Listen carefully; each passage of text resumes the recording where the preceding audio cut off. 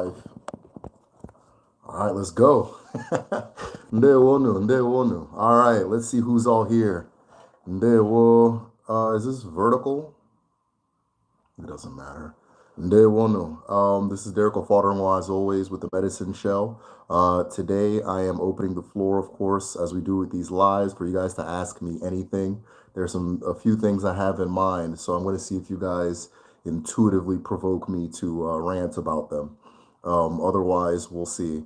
Let's see who we all have in here. Once we get to, let me set the number at, let me say 10. Once we get to 10 people in here, I will go ahead and begin the question and answer portion.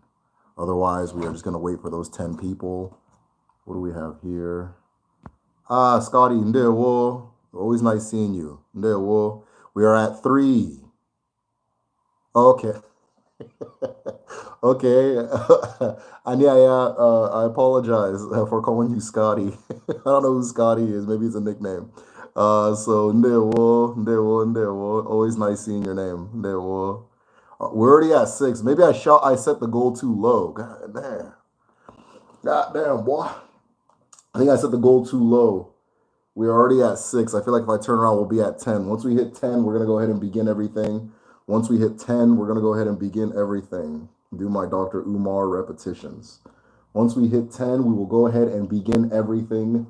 Once we hit 10, we are going to go ahead and begin everything. This is an African live stream. It's my spy account. Okay, yeah, I got one of those too. Let me put the Patreon. Let me tag the Patreon up top. Patreon.com/the-medicine-shell.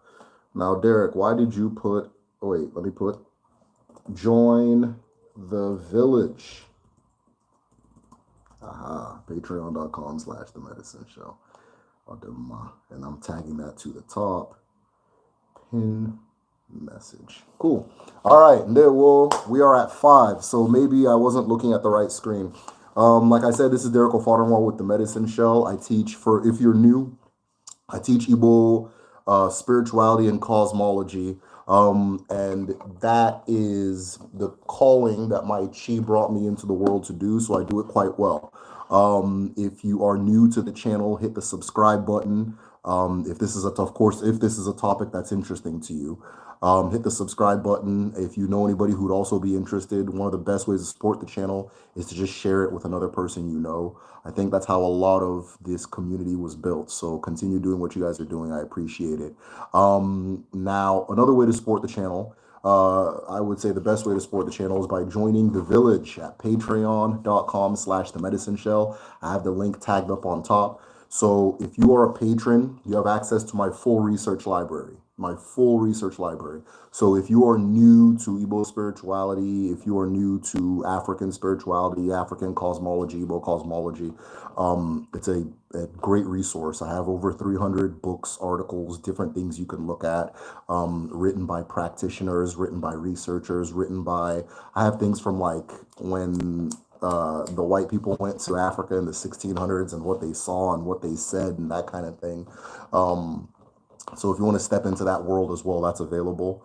And then I have it organized by like a topic. So if you have something very specific, like let's say you keep having dreams of a woman that claims to be your wife or a man that claims to be your husband.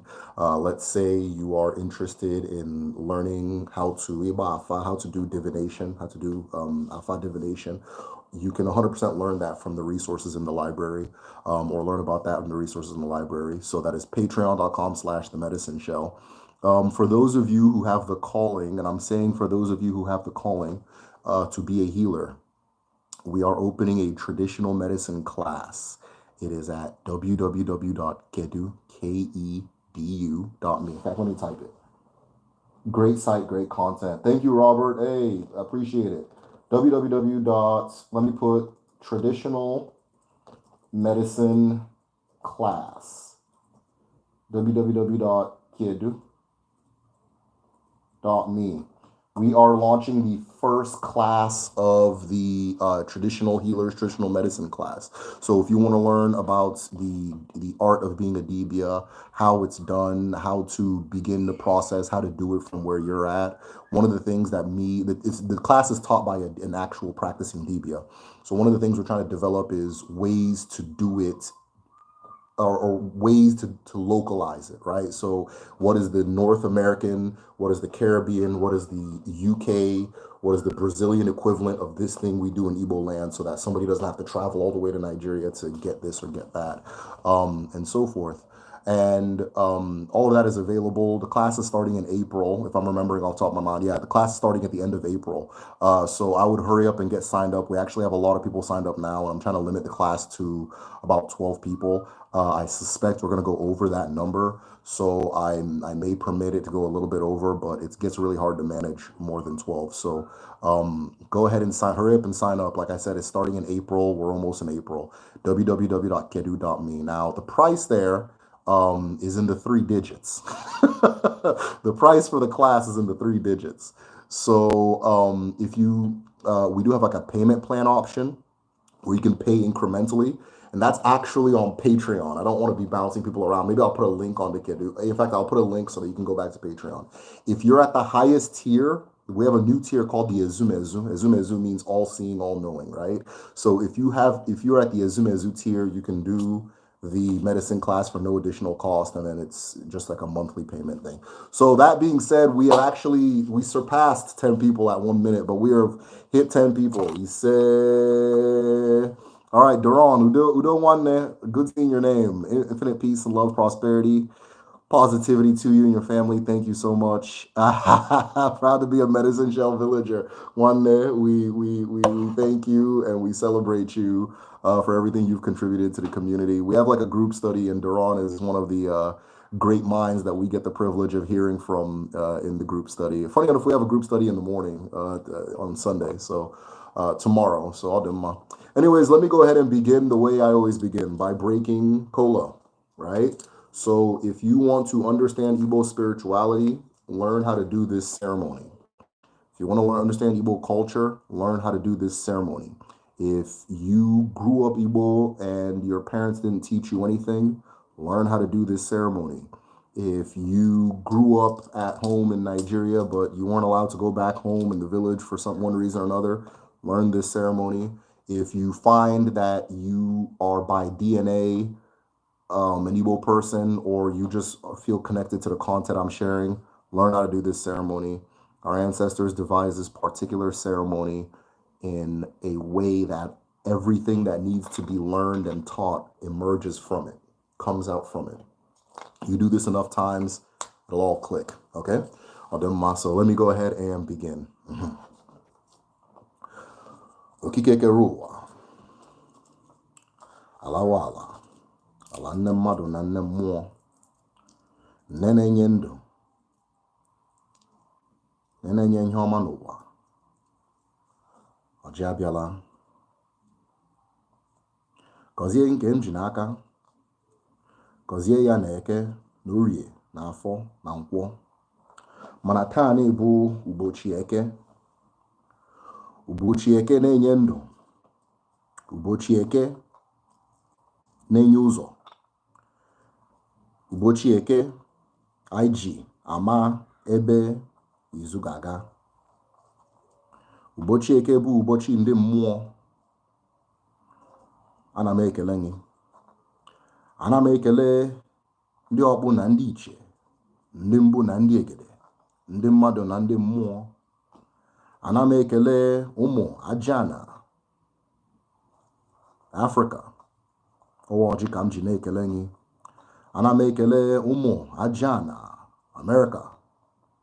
Ọwa ọjị ka m ji na-ekele gị. Ana m ekele ụmụ Ajana obodo niile nọ n'ụwa nke nwere obiọma, nke na-aga ije. Ndị mbụ dumere ka anyị gaa. Ọwa ọjị nke ka m ji na-ekele gị. Ana m ekele ndị ọkpụ gị na ndị iche gị, ma ndị mmadụ na ndị mmụọ na-esoro anyị, na-enye anyị ike. Werekwa ọjị. Ọjị m ji n'aka bụ ọjị ntasi obi. Ọjị m ji n'aka bụ ọjị na-enye ndụ. Ọjị m ji n'aka bụ ọjị nke obiọma, nke ụzọ ọma, nke echiche ọma, nke agbụrụ ọma, nke aja ọma, nke kpakpando ọma, nke akara aka ọma. Ọ ha niile ka m ji n'aka na-ekele unu. Mana ndị ichie sị na onye ọbụla pụtara ọjị pụtara ndụ. Otu a ka ọ ga adị n'Eke, n'Orie, na Afọ, na Nkwọ. Ise. All right, let's go ahead and begin. Ask me any question you have. The rules are simple. Ask me any question that you have. Once the questions run out, I dip. If you keep the questions coming, we're good. All right. I don't know if I'm not getting messages or you guys are just shy tonight. You say, thank you, Aniaya. You say, let us begin. I'm still waiting for the questions, y'all. I guess you guys are good, right? I'll give you some water. I'll be right back.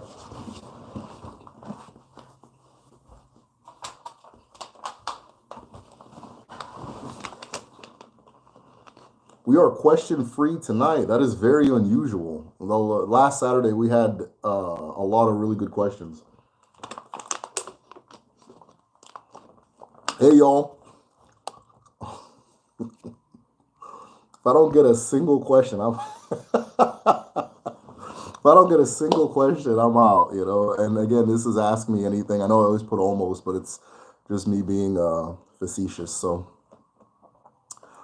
typically, like I said, this is a question-fueled live. I don't know if I'm not receiving your messages or what. Okay, there we go. There we go.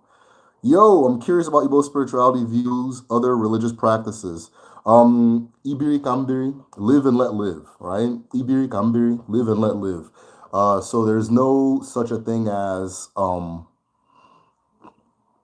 know, oh, I follow Igbo spirituality and I'm against this religion and this religion. That doesn't make any sense.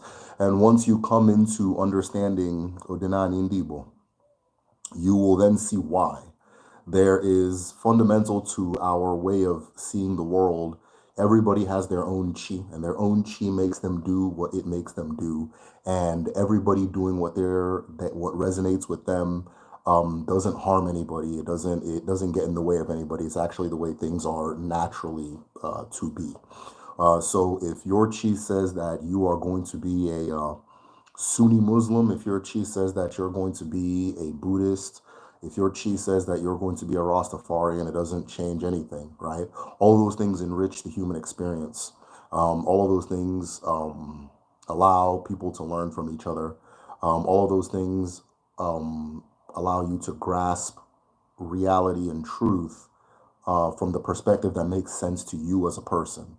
So if a person is in their elements and that's what makes sense to them, it's impossible for me to be thinking as a person who understands Odinala and be against one or another. Now, I poke at Christianity every now and then, but it's really more political because there is like an assault, an onslaught, like we're under attack as Igbo people by the church.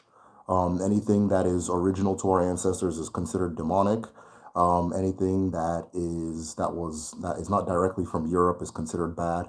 And so because of that, a lot of what I'm here speaking about is in danger. A lot of it hides. A lot of it has to keep itself away from the forefront. And even by me coming out and saying this, I know a lot of doors have closed. There's a lot of people that they're going to close their doors to me because of what I talk about, right? There's a lot of people that are, and so forth. There's going to be I'm doing this at risk to my person. You understand? Our Debia, the Debia who on Patreon, so we have a Debia. So if you guys are interested in getting readings, Alpha readings, things like that, just message me, let me know, and we'll get that going. But his landlord, I don't know if he wants me sharing his business, but I'll apologize to him. His landlord is looking to evict him because he's a Debia. You understand, right? things like that. So the when I talk about Christianity, that's what I'm talking about. The actual Christian belief, yada yada yada. It's if it's for you, it's for you. It's not going to do anything to me. But there is an attack going on, right? I think the governor in Anambra, Soludo, he openly declared that he's on a mission to destroy, that the youth are turning to idolatry, and that he's on a mission to destroy all of that stuff. So he, in the very beginning of his campaign or his governorship, he was just the governmental was going and just destroying people's altars and things like that and sacred spaces. There's Christians that once they hear that an animal is sacred, they'll just wake up and just go on a crusade to kill it. You understand? So like they'll just wake up one day and start killing pythons. They'll just wake up one day and start killing whatever monkeys, different types of monkeys, whatever a community considers important or sacred from an ancestral perspective. It's demonic and they have to destroy it. So that's what I'm talking about. But otherwise, we don't have a problem with them. They have a problem with us. So we gotta yeah. We start headbutting them. So, and that's what I do. I'm here to do the headbutt. I'll do my. So if you ever hear me talking about a religion crazy, it's not because that's what Udinani people feel about that religion. It's just there's politics to it, right? And we're gonna play, and we're gonna win. We're gonna win. I've already seen it happen, and it's gonna happen. I'll do my. What is the concept of chi within chi mean? Does the concept of chi within chi mean anything? And yeah, that's a really good question. I don't know. Um, I don't know. I guess more context would be necessary, right? So you can say the power within a power, but that phrase makes sense. But once you put it in context of something, then I can then elaborate and it makes more sense. But the concept of a chi within chi, that I don't know, but just from my own intuition, I kind of understand. It's like saying the power within the power, right? So what we understand as our chi, maybe you had some type of inspiration or revelation. There's something even further behind that. That's perfectly fine. I think there's something in my hair. I think there's something in my hair. So I'll do more. Or is that my hair? Is that my hair? All right. But yeah, so maybe you had some type of understanding or revelation, and that's fine. Maybe you can share with me what it means. But from my own intuition, it means like the power within the power, which, that's real. That makes sense. How do you interpret dreams? I'm not a dream interpreter, but I think the most important part of a dream sequence is how the events made you feel, right? Is to understand how the events made you feel, and ultimately, and then not ultimately, how you felt, and then what symbols were used, right? So sometimes a person can appear in a dream that, but it's not really that person because they felt like something else. It felt like something else, right? I had a dream. I had a dream a few days ago that I was Japanese and people were chasing me. I thought I have a lot of work to do. People were chasing me in my dreams. People were chasing me in my dream, and I kept running and I running. And for some reason, I was a Japanese guy, but I understood that I actually looked Chinese.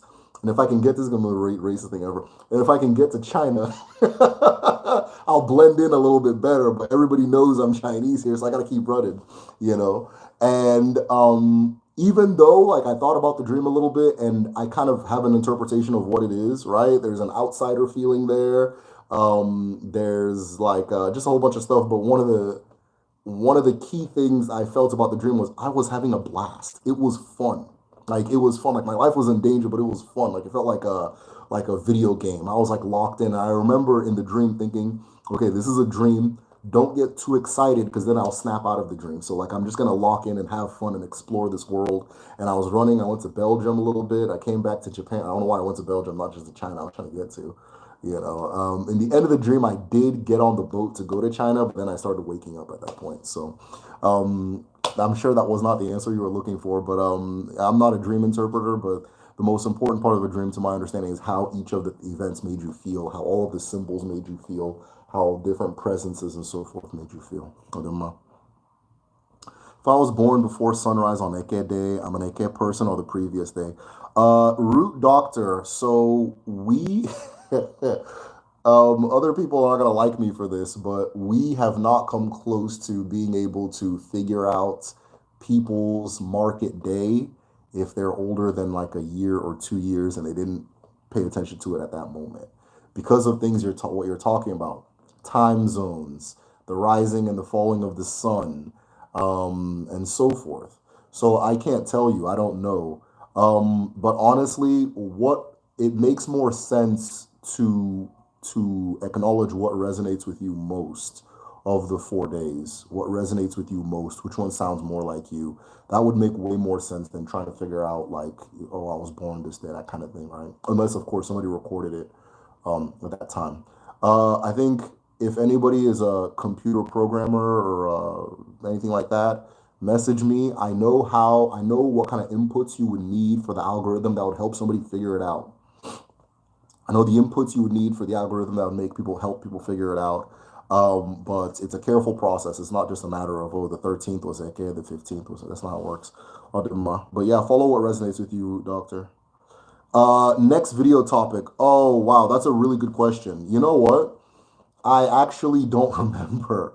We did a vote on Patreon, and the ones that won were the last video I made, and then there was a second one. And so I'm gonna do that second one, but I'm being inspired to do one on Afa, one on divination. So I might actually cheat and do the divination one. I also may cheat and do the Ogwego or Ogwego money medicine one. Because I'm just being inspired to do those two. So I don't know what that inspiration is, but I'm gonna follow it. And then I'll figure out that one. So I think the next one is probably gonna be on Afa. Just based off of where my inspiration is going, and so forth. I've learned over the process of doing this over the years to just start following my intuition more. Like for example, I used to use like scripts. I don't use them anymore. I haven't used them in a long time. Things like that. You know, sometimes okay, something's telling me to do this one. I'm going to do that one. That kind of thing. So, which sometimes doesn't go along with the vote, but my patrons understand. The village understands. I'm still in shock from the answer I received last week. They will go for all them. For one in North America, what is the best way to start practicing Odenani? Oh, that's a really good question. So, the first thing I would do is learn how to break cola. Okay? Learn how to. No, I did that wrong. The first thing I would do is to start learning your ancestors' names, who your ancestors were, and what their names, and that kind of thing. If you are a man, your male ancestors. If you're female, either or. But once you learn your ancestors' names, then I would consider learning how to break cola, iwaji. I have on Patreon. I have like an instruction step by step. It's English and Igbo, how to do both, like in both languages. Though when you're breaking cola, you do it in Igbo. Once you learn how to break cola, everything else falls in place. And the reason I say that is because that's how you pray. That's how you greet people. That's like, or how you kick off an event, so like a meeting like this. That's why I always do it when we do this. That's the mantra you use when you wake up. That's what you go to your altar and do, is to break cola. When you go to the river, if you're giving an offering to a river, that's how you're going to give the offering. If you have an alfo, a staff of destiny and authority, that's what you're going to do to your alfo. That is the core. That's what you're going to do everything. And it's an easy way to learn the Igbo language. It's just by doing Igbo alfo over and over and over, and that kind of thing. Once you learn how to do that, so what I say, learn the ancestor's name, learn how to break cola. I think the rest will come intuitively. You'll be fine after that. The rest will come intuitively. So, but glow image, you've already started. Believe it or not. Do Igbo have any traditions for blessing? Oh, absolutely. Yeah, absolutely. I can't remember the name right now, but the tradition is the same thing. You break the Igbo fall, you break cola, you give a sacrifice, that kind of thing.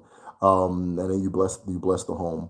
One of the ways to keep the home blessed is to establish or to set up an altar, an akwali omumu, which is a pyramid or a mound like shrine that's going to be outside of your house, and it is attended to by the woman of the house. right? It is attended to by the woman of the house. It can either be outside the house in front of the door or in the kitchen at the one of the corners of the kitchen.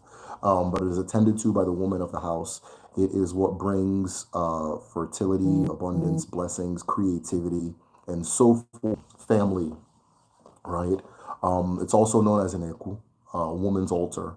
Eku is like where you go to speak, the where you go to speak and that kind of thing.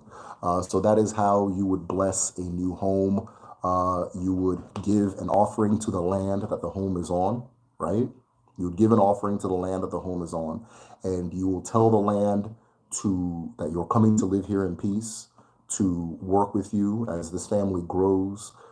So will the land as this family, whatever good thing is going to happen to you guys. As this family grows, so will the land.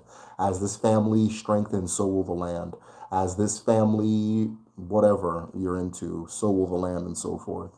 You give the offering just like, hey, we come in peace. Thank you very much for this home. To the land, Allah, Allah. And then after that, you're good to go. Then you can set up the eku or the akwali omumu. I would advise the akwali omumu for somebody with a wife, or if you're asking as a man. If you're a woman, go ahead and do it.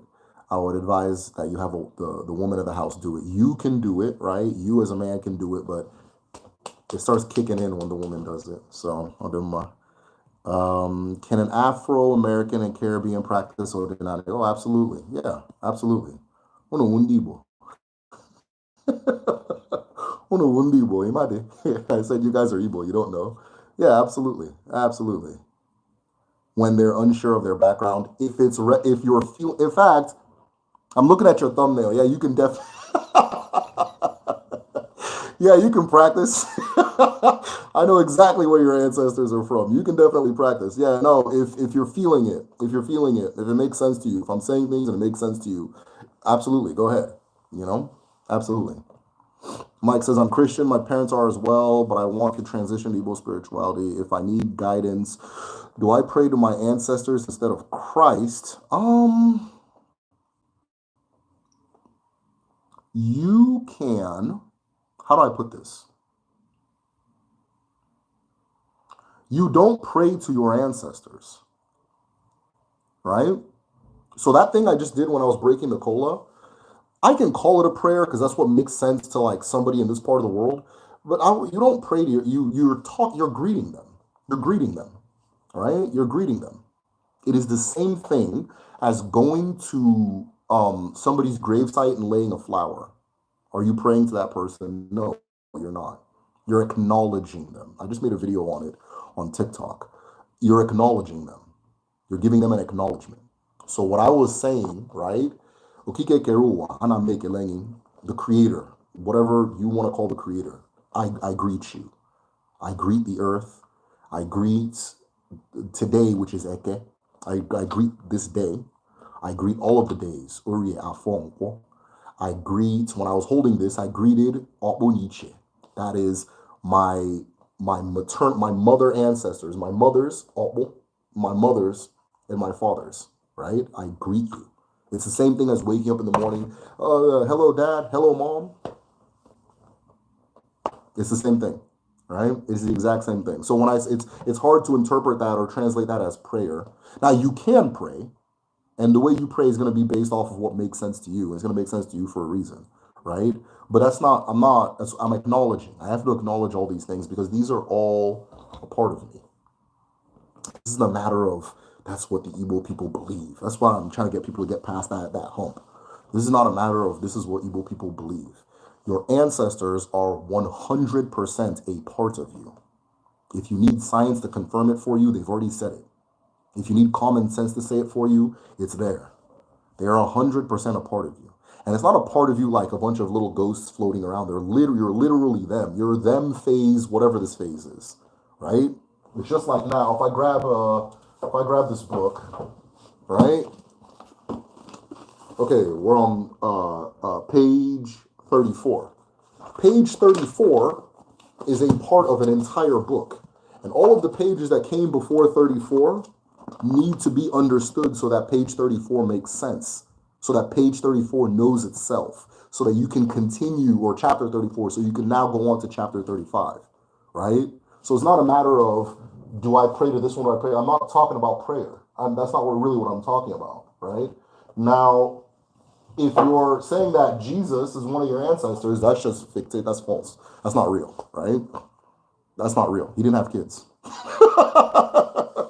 Right? He didn't have kids, right? So if you can say, good morning, mom, good morning, dad, you should be able to do that with your ancestors as well. There's no different, right?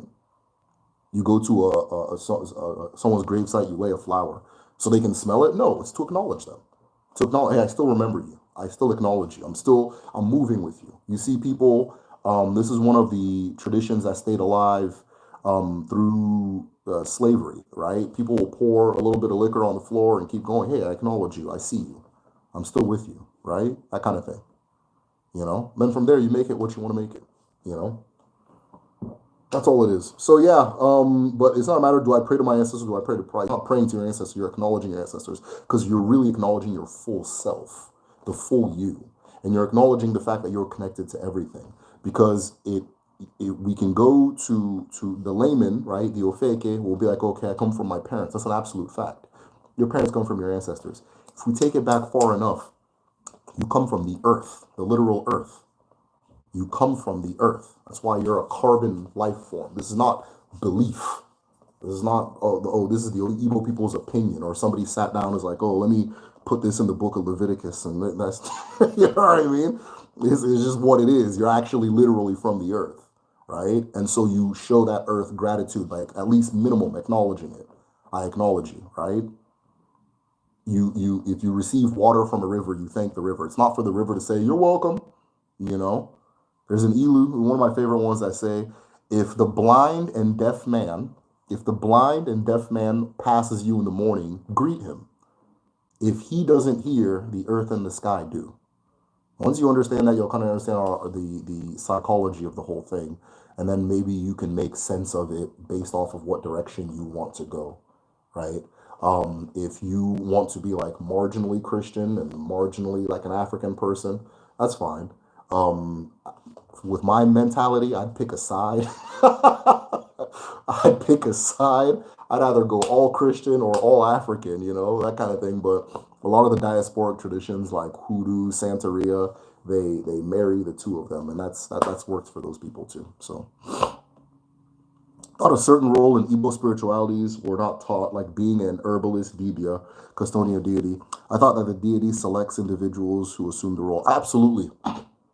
Ake Ekumeku, absolutely. So I actually just posted a video. It was Miles Davis. And Miles Davis was asked, like, what do you think about young people who don't study the jazz greats? And he's basically like, who cares, right? It doesn't matter.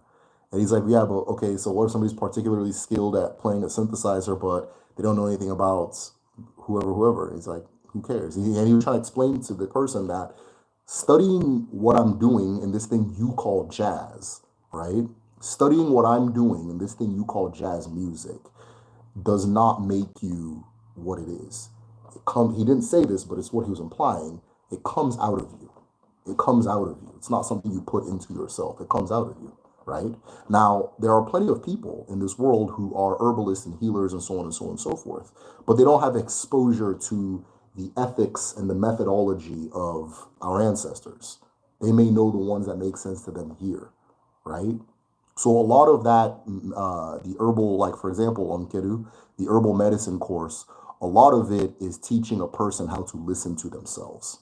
That's really what's going on, right? Is how to listen to themselves. But the average American is not going to walk around knowing how to break Oji.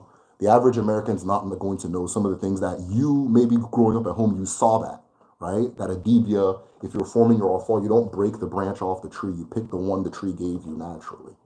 The average person, not necessarily American, the average person in the UK, the Caribbean, wherever, they're not going to know that if you're forming medicine and you have a branch and it has 4 leaves, you can take 3 but never 4. You always leave one for the person that's coming after you, right? The average person's not going to know, hey, all of these things, these ailments that you're commonly dealing with, we have something at home that people use to address it, right? And in addressing it, they're not going to know that. You may know it because you got sick and somebody gave it to you and you drank it and you were fine. You understand? But they're not going to know that just because they don't have the experience. So it's simulating that experience and it's teaching people how to ultimately listen to themselves, right? How to listen to themselves. It's almost more of a decolonizing process than it is a putting the Dibia thing in you. Now, if a person isn't born to be a Dibia, they'll know by at least by halfway through the class, if not the first month, right? They'll know, right? And at that point, we can talk about something else, right? But their chi brought them there for a reason. Maybe they were supposed to hit that wall for a purpose. So thank you for that question. Can a person have a bad chi? Yeah. So yeah, a person can have a bad chi. Oh, but it doesn't mean that you do, right? I feel like a lot of people who watch my stuff, they're like eager to hear that they have a generational curse or they have some kind of problem.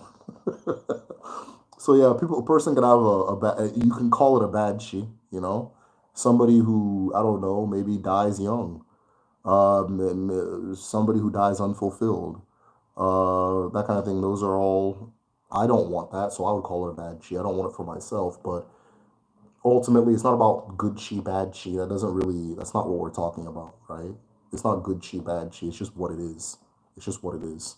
It's like saying, can a tree have a bad growth trajectory? Yeah, kind of, but it's just what it is. It's just this tree's gonna be short. It's just what it is, right? Good morning. I am quite new to Igbo spirituality, and this is my first time joining the live from Scotland. Who don't want that? So my question is, how do we pray daily in Odinala? If you can't get access to Edo, Nzu, and Aji, very, very good questions. Very good questions. So, you don't need those items in order. If you want to pray, you don't need the items to do it. It's you don't need them, right? Because the first Aji you're ever exposed to is your heart. I don't know which side it's on, but your heart, right? Is the first Aji that you're ever exposed to is your heart. So if you're coming with your heart, then you have Aji. The heart has 4 chambers, like the Aji. The heart is red like the Aji. The heart is the physical manifestation of Obi Chuku, the heart Chuku, as is the Aji. They're the same thing, right? That energy, that force called Aji, manifests in different forms. It manifests as the 4 market days. It manifests as the heart. It manifests as a lot of things that are broken in force, right? So bringing your heart is fine. Nzu is the stone form of water. So if you can get a hold of water, you have Nzu. If you have Nzu in your hand, you have water. If you have water in your hand, you have Nzu. Okay, so this is all a really good question. Edo is the stone form of abundance, right? So whatever language, whatever symbolic language you can use to create that, then you're fine, that kind of thing. But one of the things to do is not focus too much on the items, especially if you're starting, and do what resonates with you, right? Do what resonates with you. So if you have all G and Edo and Nzu, and you go there and you're doing your prayer and you don't feel anything, then you're not doing it right. It's when you feel something. Right? Based on the way I carry myself and my own, whatchamacallit, I don't want anybody to get the idea that Odinani Igbo is like a head thing. This is just one of my strengths. This is just where my chi places my ikenga, right? Is my head, my thinking, right? But it's not really what it is. It's something you feel. The best way to understand is if you look at the black church in America, right? Or most of the churches in Nigeria, right? And then you go to a white church, like, wait, why aren't they why aren't they doing that? Why aren't they catching the spirit? Why aren't they catching the spirit over there? Because you put that in there. That ain't got nothing to do with the book. You took your African ass and you put that in there. You said, this is yours. Have it. You can have it, right? You can have the publishing to the Holy Spirit. They didn't put that in there. They didn't. That was what we were talking about the fucking book. They're talking about don't steal. Don't fornicate. That's what they're talking about. The thing you're doing is that's the African thing. So if you go there, you have all the items, and you feel like you're just following a routine, you're not doing it right. Right? Another way to understand African spirituality is going to sound crazy, but like a nightclub. It's like going to a nightclub, and then you hear a song you like, And you're like, oh, it's back that thing up. I gotta get up. You know, I gotta. And then you go there and you're doing it, you're feeling it, you're feeling the song, you're one with the song, you're moving with the song. And if you zoom out, every single person is moving differently. Nobody's moving in unison, but they're all dancing to the same song. That's closer to what we're doing as African. There's an ilu that says omenala bonhine meme, right? Which is like all the stuff I'm talking about is something you do. It's not really something this is just how I present. You understand, right? So if the items help you catch that, they help me, right? If they help you catch the spirit and like when I'm in it, I'm feeling it, great. But you don't always need them, right? If just using your own hands or just going there and doing what you do, just so long as you're feeling it, that's what matters. It's a spirit, right? It's a spirit. It's not like some classroom shit. What are the difference between the terms Odinala and Odinani? Just dialect. Just dialect. So the Igbo language has a lot of different dialects. If you speak Igbo well, like if it's your first language, you can hear all of them. They're fine. But if like for me, who it's like my second language, sometimes I can't hear one as well as I hear the other. And the reason Igbo has so many different dialects is because it's a very, very old language, right? It's just like here in America, you know, people in Boston say something different. These ones say something different. If you speak English, you can hear all of them. But then you can go to places in Florida where it's like, I can't hear this person at all, especially if you're learning English, right? Especially if you're learning, if it's like a second language. So Odinani, some people will say Ani, some people say Allah. Where I'm from, we actually say Ali, Ali. So Odinali is what we say, right? Some people say Anna. You understand? I used to say Odinana or Odinani. I used to stick to Odinani because just because of my American accent, if I say Odinala, sometimes I say like Allah, like the Islamic Allah. I had too many people message me like, oh, you know, I knew we were Muslims. So I was like, you know what? I'm just going to switch to the other dialect, even though it's not my dialect, and say Ani to distinguish from that sound. But now my Igbo's gotten better thanks to eavesdropping at Kedu. So I can say Odinala the way it's supposed to be said. Brokaw G in Igbo, or at least my attempt, definitely felt the spirit that you were talking about. Oh, the Mawa is dope. Went to the ocean to speak to a shimmy. Brought sweets, sugary drink, Mountain Dew, 3 Lobe Cola. He said, "How you feeling, Duran? How you feeling?" Yeah, this is something you feel. It's not something like listen, there's nothing that black human beings do that is not about feel, that is not felt out. There's nothing we do. It just even you go to Egypt, all them little writings. That's not like nobody's sitting there. They got in the spirit and they did things, right? That's how we operate. It's just what it is, you know. And I think that one of the places where that tradition gets preserved is in how we create music, right? So I'll use music forms that we're all familiar with, like rap, right? No, you don't go to rap school, right? Maybe you hear some people doing it, and you're like, oh shit, I like this. And I go, okay, I'm gonna start doing it. And then like, you know, your first one's gonna sound like the guy you like. You understand? So you may, okay, maybe I'm the Drake of this whole thing, and you like the way I'm doing this thing, so you want to sound like me. But after a while, you're gonna find your own identity and your own way of doing it just based off of what you feel and who you are. Then all of a sudden, you're gonna sound different from me. You're gonna do this thing different from me. You're gonna move different from me. You won't need to hear me talk to know what to do next, right? And then when you go to make a song, the producer is gonna bring the beat that he felt. Okay, I was just sitting down and I made this. It wasn't a matter of, oh, 1, 2, 3, and then you do the falsetto. No, he's in, oh, shit, this sounds good. You bring it. Then that beat makes you come up with a new set of things. You're saying this thing. The producer didn't tell you what to say. You didn't tell the producer what to do. And then this other person comes. They bring their own, and everybody comes together, and then all of a sudden you have a solid song. And it's brilliant. And it uses the English language in a way that surpasses all literature. You understand? All literature. And but it was nothing to you. It was just like, oh, shit, I was feeling the beat. And I just went in there and said, whatever you do on the song, you know? That's how we do things. That's how the pyramids were built. You understand? That's how the pyramid, that's what I've come to understand. That's what I've come, and as I'm saying this, you guys still won't understand what I'm saying, but one day, if it clicks, I'll be very grateful. So keep that in mind. So what can I ask? Hey, just be careful, you know? Just be careful.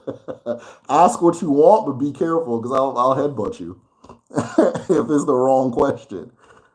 That's sad. May he be protected. Yeah. Essie asked what month we're in. I lost track. I lost track. So I need to update the calendar, but I don't know right now. I don't know what moon we're in. I've been locked into just doing the videos and sleeping. That's just really who I've been for the past 2 moons. So I actually right now as we speak, I don't know what moon we're in. And I need to update the calendar. I'm hoping by the end of this week I can get that done. By the end of the week, I will have it done. I don't mind. Then you can come ask me next Saturday and I'll tell you. Once again, it's on. Who does? All right. What are the other forms of divination, Igbo tradition besides Afa with the shells? There's a lot. There's water divination. People divine with water. There is dance divination, right? So they'll play music. They'll play music, and then they'll tell you to dance, and then you'll dance, and based on how you're moving, messages will be given. Based on how the music is making you move, messages will be given. That's really an interesting one that I like a lot.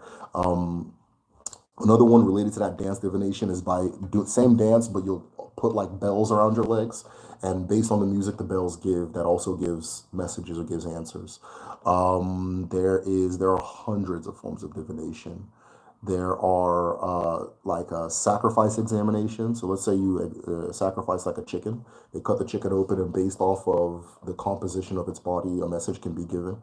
But life itself is divination, if that makes sense. There's dream reading or dreaming. Dreaming is a form of divination, and then life is divination, right?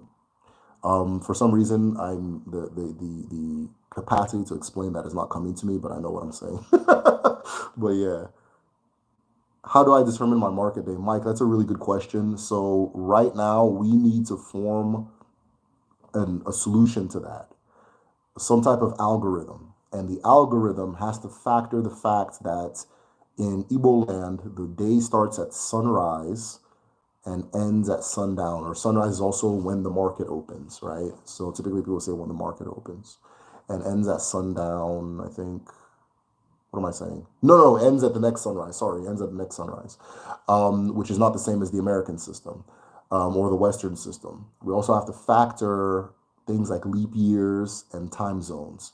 So once those 3 factors are put in, we can get an accurate, like, you were born on this day, you were born on that day. Until then, I would say just move with the one that resonates most. Understand all 4, and then move with the one that resonates most. You won't be wrong. So Delight Ejiaka says, what is the Igbo creation story? Okay, you guys ready for a story?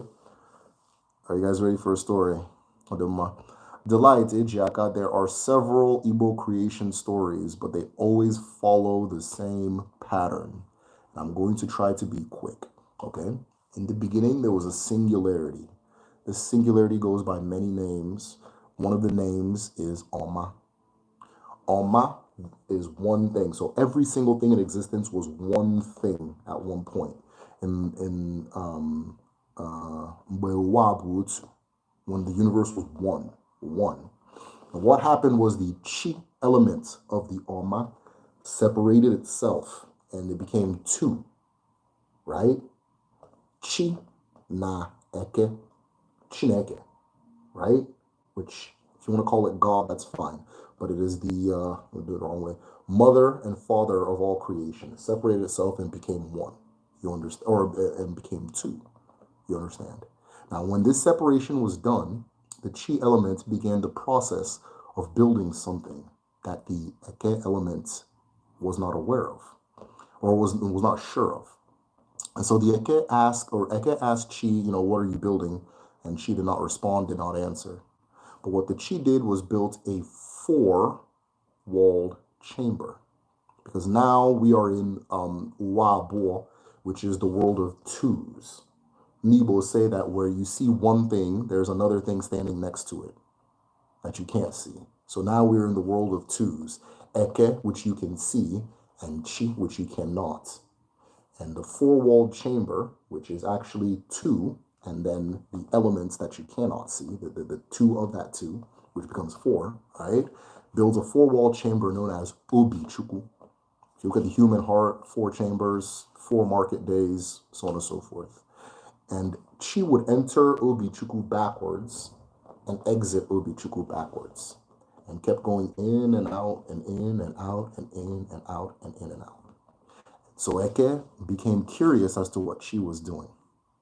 And the only thing that she would tell Eke was that don't enter this chamber when I'm gone, and don't look inside.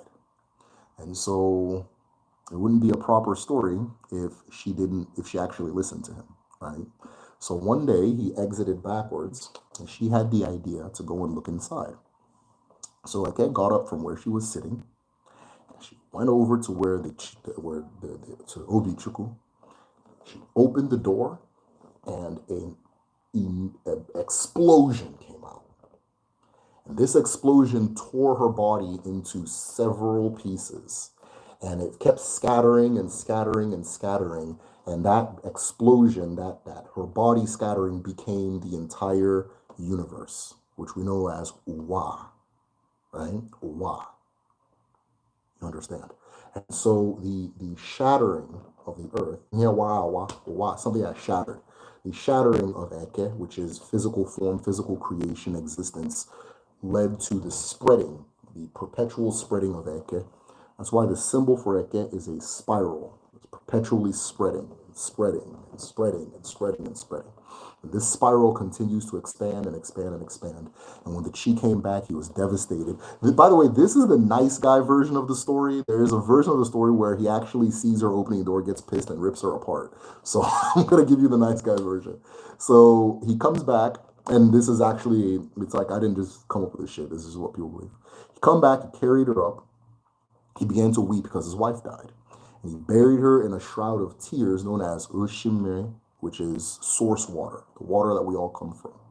And because she was buried, that led to her reincarnation as the Earth, a watery planet, and Onye Olorunwa, the person she comes back into the world as is the Earth, which is Allah, right? And that is the creation story for Igbo people. And I mean, that's this one is known as Odachi Neber, the tragedy, or the saga, or the epic of the Great Mother, right? Or the Merciful Mother, Neber. And so that's one of them. There are several though. And a lot of them are not universal. They're like how the earth was created. Some of them are how the universe, that kind of thing, but they always follow the same pattern where there's call it a God force, a creator force, which is male and female. And then for some reason, the female one shatters into pieces, gets ripped into pieces, gets blown into pieces, and her different body parts become the different elements of creation. So that's really the Igbo creation story in a nutshell. Most of them are going to follow that pattern. I have all the info for my market day. Can I type it? I can type it so you can help me. No, I wouldn't be able to just do that. It would have to be like a computer. You understand? Because a computer would have to go back all the way to 1965 or whenever you were born, Mike. Figure out what the conditions were at that time, as far as the time you were born, the time zone of where you were born at in comparison to the time zone at home, and then how that time relates to the rising of the sun in your locale to figure out your market day. But go with the one that resonates with you. Fractal power, Udo. Do you feel the spiritual realm is thin right now? Aries, I feel something's going on. Yeah, I feel like something's going on. I feel that lines are getting blurry. I feel like there's a shift, like something's shifting. And I feel like those who are entrenched in the previous world, that were entrenched in the way of being in the previous world, are nervous because they're feeling it too, but they don't have words for it. But I do feel something is shifting. And in the shifting, I feel like something is being built, but not like by us human beings. Something's being built. Something's being reorganized by a feminine force. Something's being reorganized by a feminine force. And some of you may have had a dream where an old woman appears and gives you a symbol. That's a part of it. That's a part of it. So you don't know how many times I get that. People, hey, I just had this dream, this old woman, my grandmother, my aunt, an old mean looking woman came, gave me this symbol, said it's her symbol, that kind of thing. So something's something's going on, and there's an architect is building something new. Can you talk about Eke Day? Yes, today is Eke Day, right? So in practice, Eke Day is a day of rest, particularly, especially for women. Eke Day is the senior of the four sisters. So of all the days, she's the first, she's the eldest, and she gets the respect of being the eldest. Traditionally, people did not farm on Eke Day. People did not do any manual physical labor on Eke Day. It was treated as a day of disengagement and that kind of thing. It was the weekend. It was just whatever you want to call it, the Sabbath. All that was there. I don't want to say Sabbath because I knew we were Jews, but it was all of that in one, right? It was all of that in one Eke Day. Eke, the element of Eke brings both fire, not fire, yeah, fire, but light and darkness, right? Light and darkness come from Eke, from the Eke E stream is light, darkness. Fire is of Eke. The people who Eke is their day, they are natural leaders. They have a hard time being told what to do because they already have their own idea. Uriya people have a hard time being told what to do, but it's because they it's not because they have their own idea, it's because they don't want to do it. That kind of thing, right? It's because they're independent spirited. So an Eke person is a natural leader. An Eke person has a strong presence when they come into a room. An Eke person is trying to think of some other ones.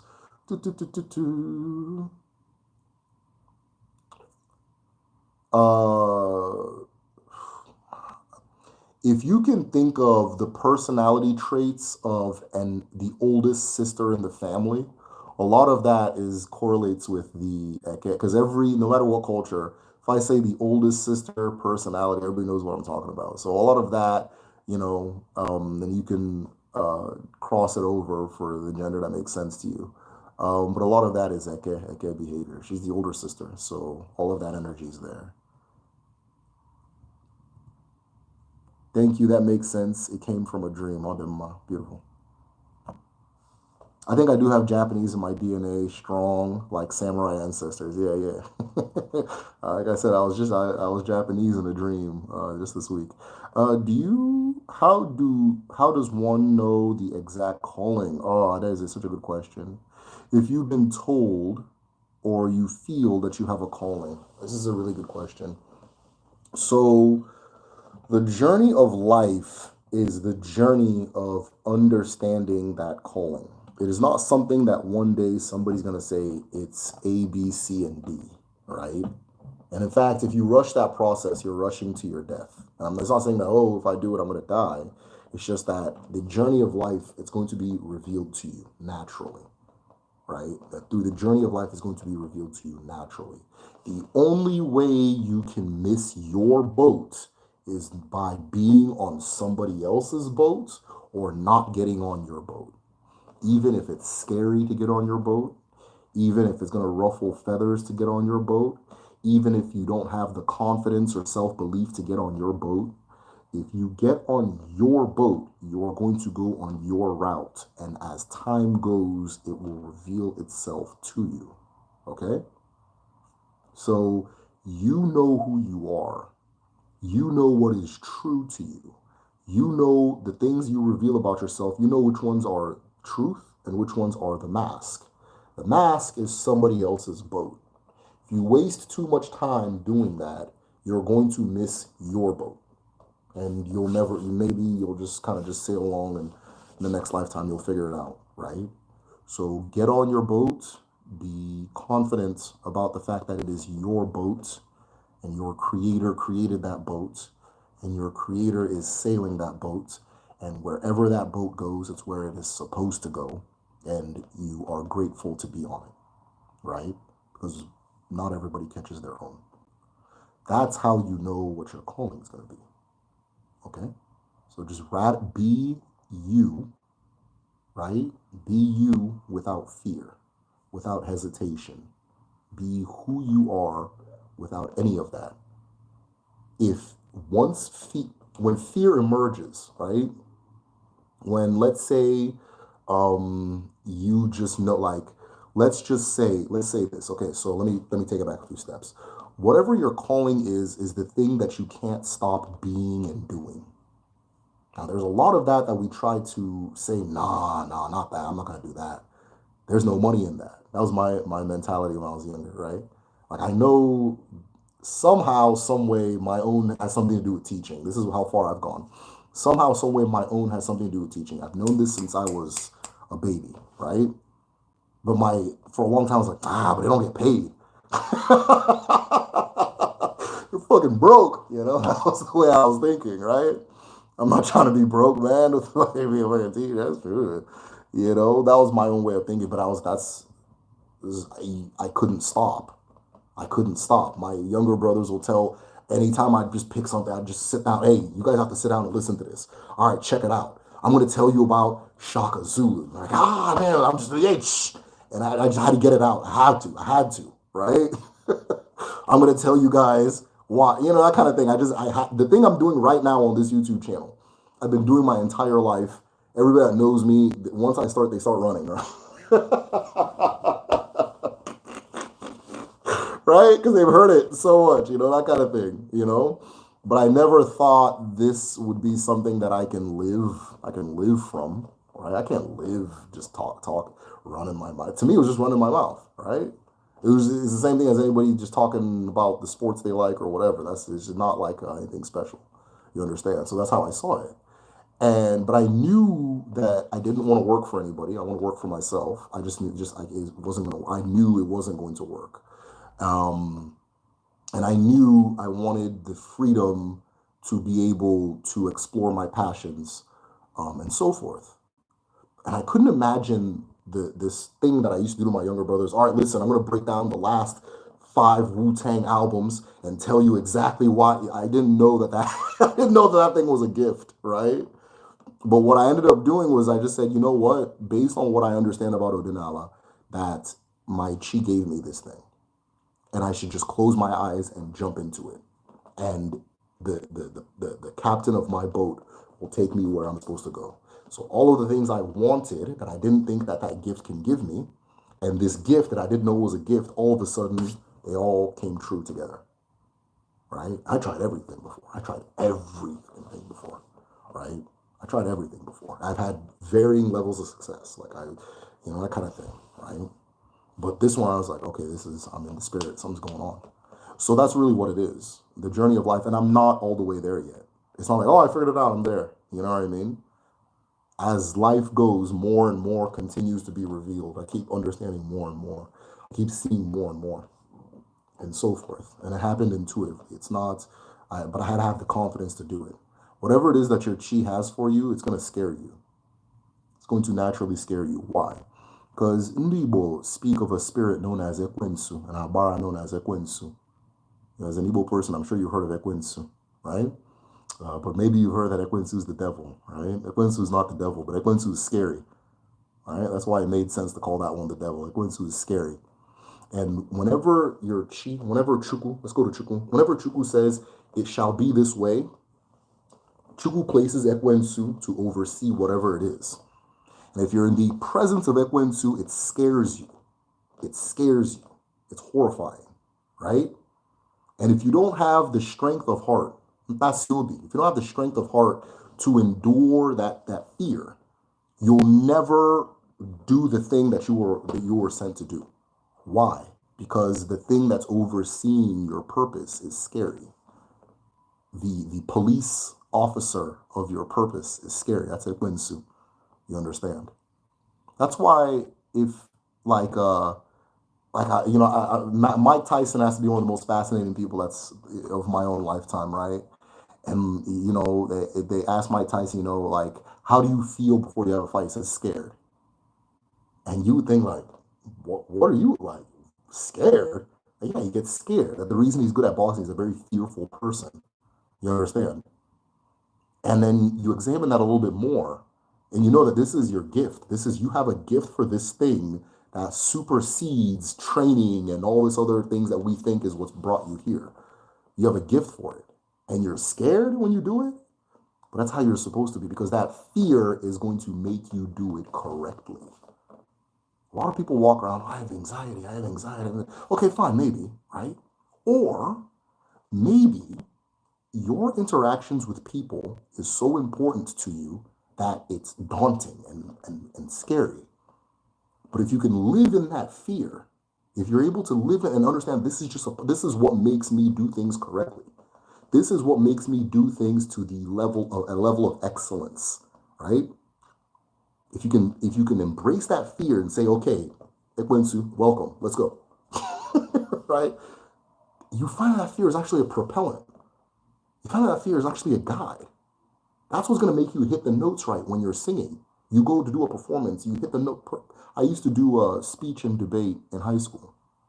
And I tried I would try to practice what I was gonna say, but I knew that ultimately I would, if you go there, once if I get nervous, I'm gonna destroy you.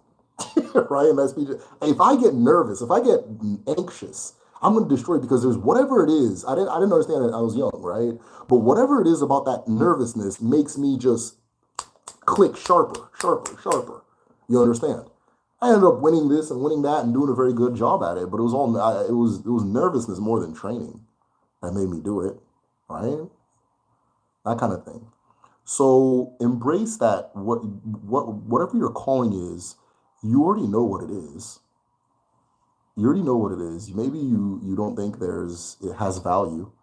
I think it's kind of common to think it doesn't have value because it comes so naturally to you. It's your truth, right? Somebody told you, if you lived on a beach and somebody told you that sand had value, you wouldn't believe it. But that's what you have abundantly. That is what is abundant to you. And because it's abundant, maybe in scarcity mindset, you think it's not valuable. But it is.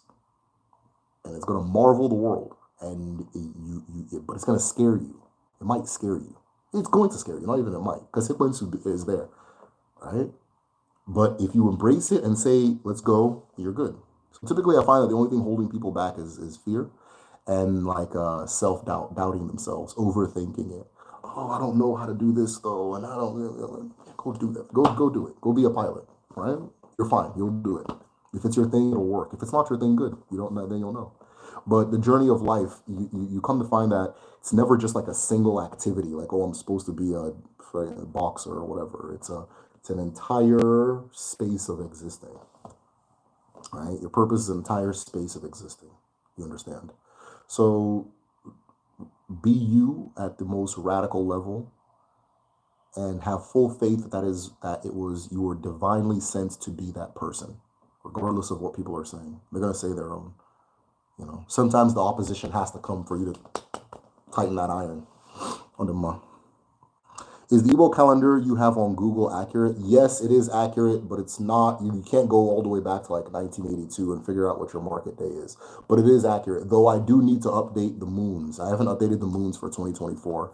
So yeah, like I said, I've just been locked into doing this video. So I'm doing these videos. What are the types of divination? I think I already answered that. That's beautiful. Thank you. Igbo Buibo. Go for Udo. Igbo Buibo for real, man. I should give you cola for that one. Thank you for that. What are the beliefs of the afterlife? Do we just go to the astral realm upon death? So in Odina and Igbo, there is the understanding that everybody is a composite of four elements. They're chi, they're eke, they're agu, and they're mu.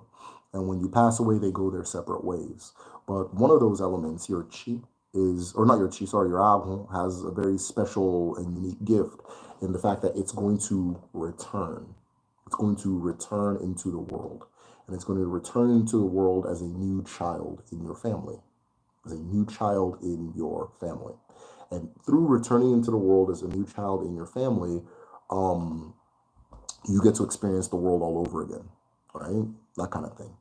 So that is the general idea. Your Aghu is the part of you that has that purpose that we were just talking about in the last question. As a part of you that holds that purpose, that knows that purpose and comes back into the world to do that purpose. So that element of you returns again and again and again. So if you know who you reincarnated from, which by the way is more important than knowing your market day, but that's harder to do if you're like in America. If you know who you reincarnated from, it can guide you a lot more because that's no the term for this person is your Onyuwa, your world person. They're also known as your Chiwa, but I don't use Chiwa because I don't want to confuse people into thinking that other person is their Chi. It's like no, you and that person share a part of the same essence, right? A part of the same essence came into the world from previous and is here again to enjoy. So we believe in reincarnation as far as the afterlife goes. But your chi returns to chi, your eke returns to eke. Eke is your body, your existence, or it's your star. That of you that is made of star and sand returns to star and sand. And your agun, your mo goes to Allah mo. When we interact with the ancestors, it's their mo that we're interacting with, right? And yeah, so you kind of just spread out, like Eke in the story. You break apart, like the breaking of the Obanje. Remember I told you guys that if you learn how to break the kola nut, you'll learn all this stuff I'm talking about. Like the breaking of the kola nut goes in all these different ways, right? That kind of thing. So that's what we believe. What are my beliefs? Okay, I'm sorry, I read your question wrong. What are my beliefs? Yeah, that's my belief. I don't know. But I don't know. I don't know. I've never died before. How are Dada children regarding Igbo society? Yeah, Dada children are typically associated with Uri, with water.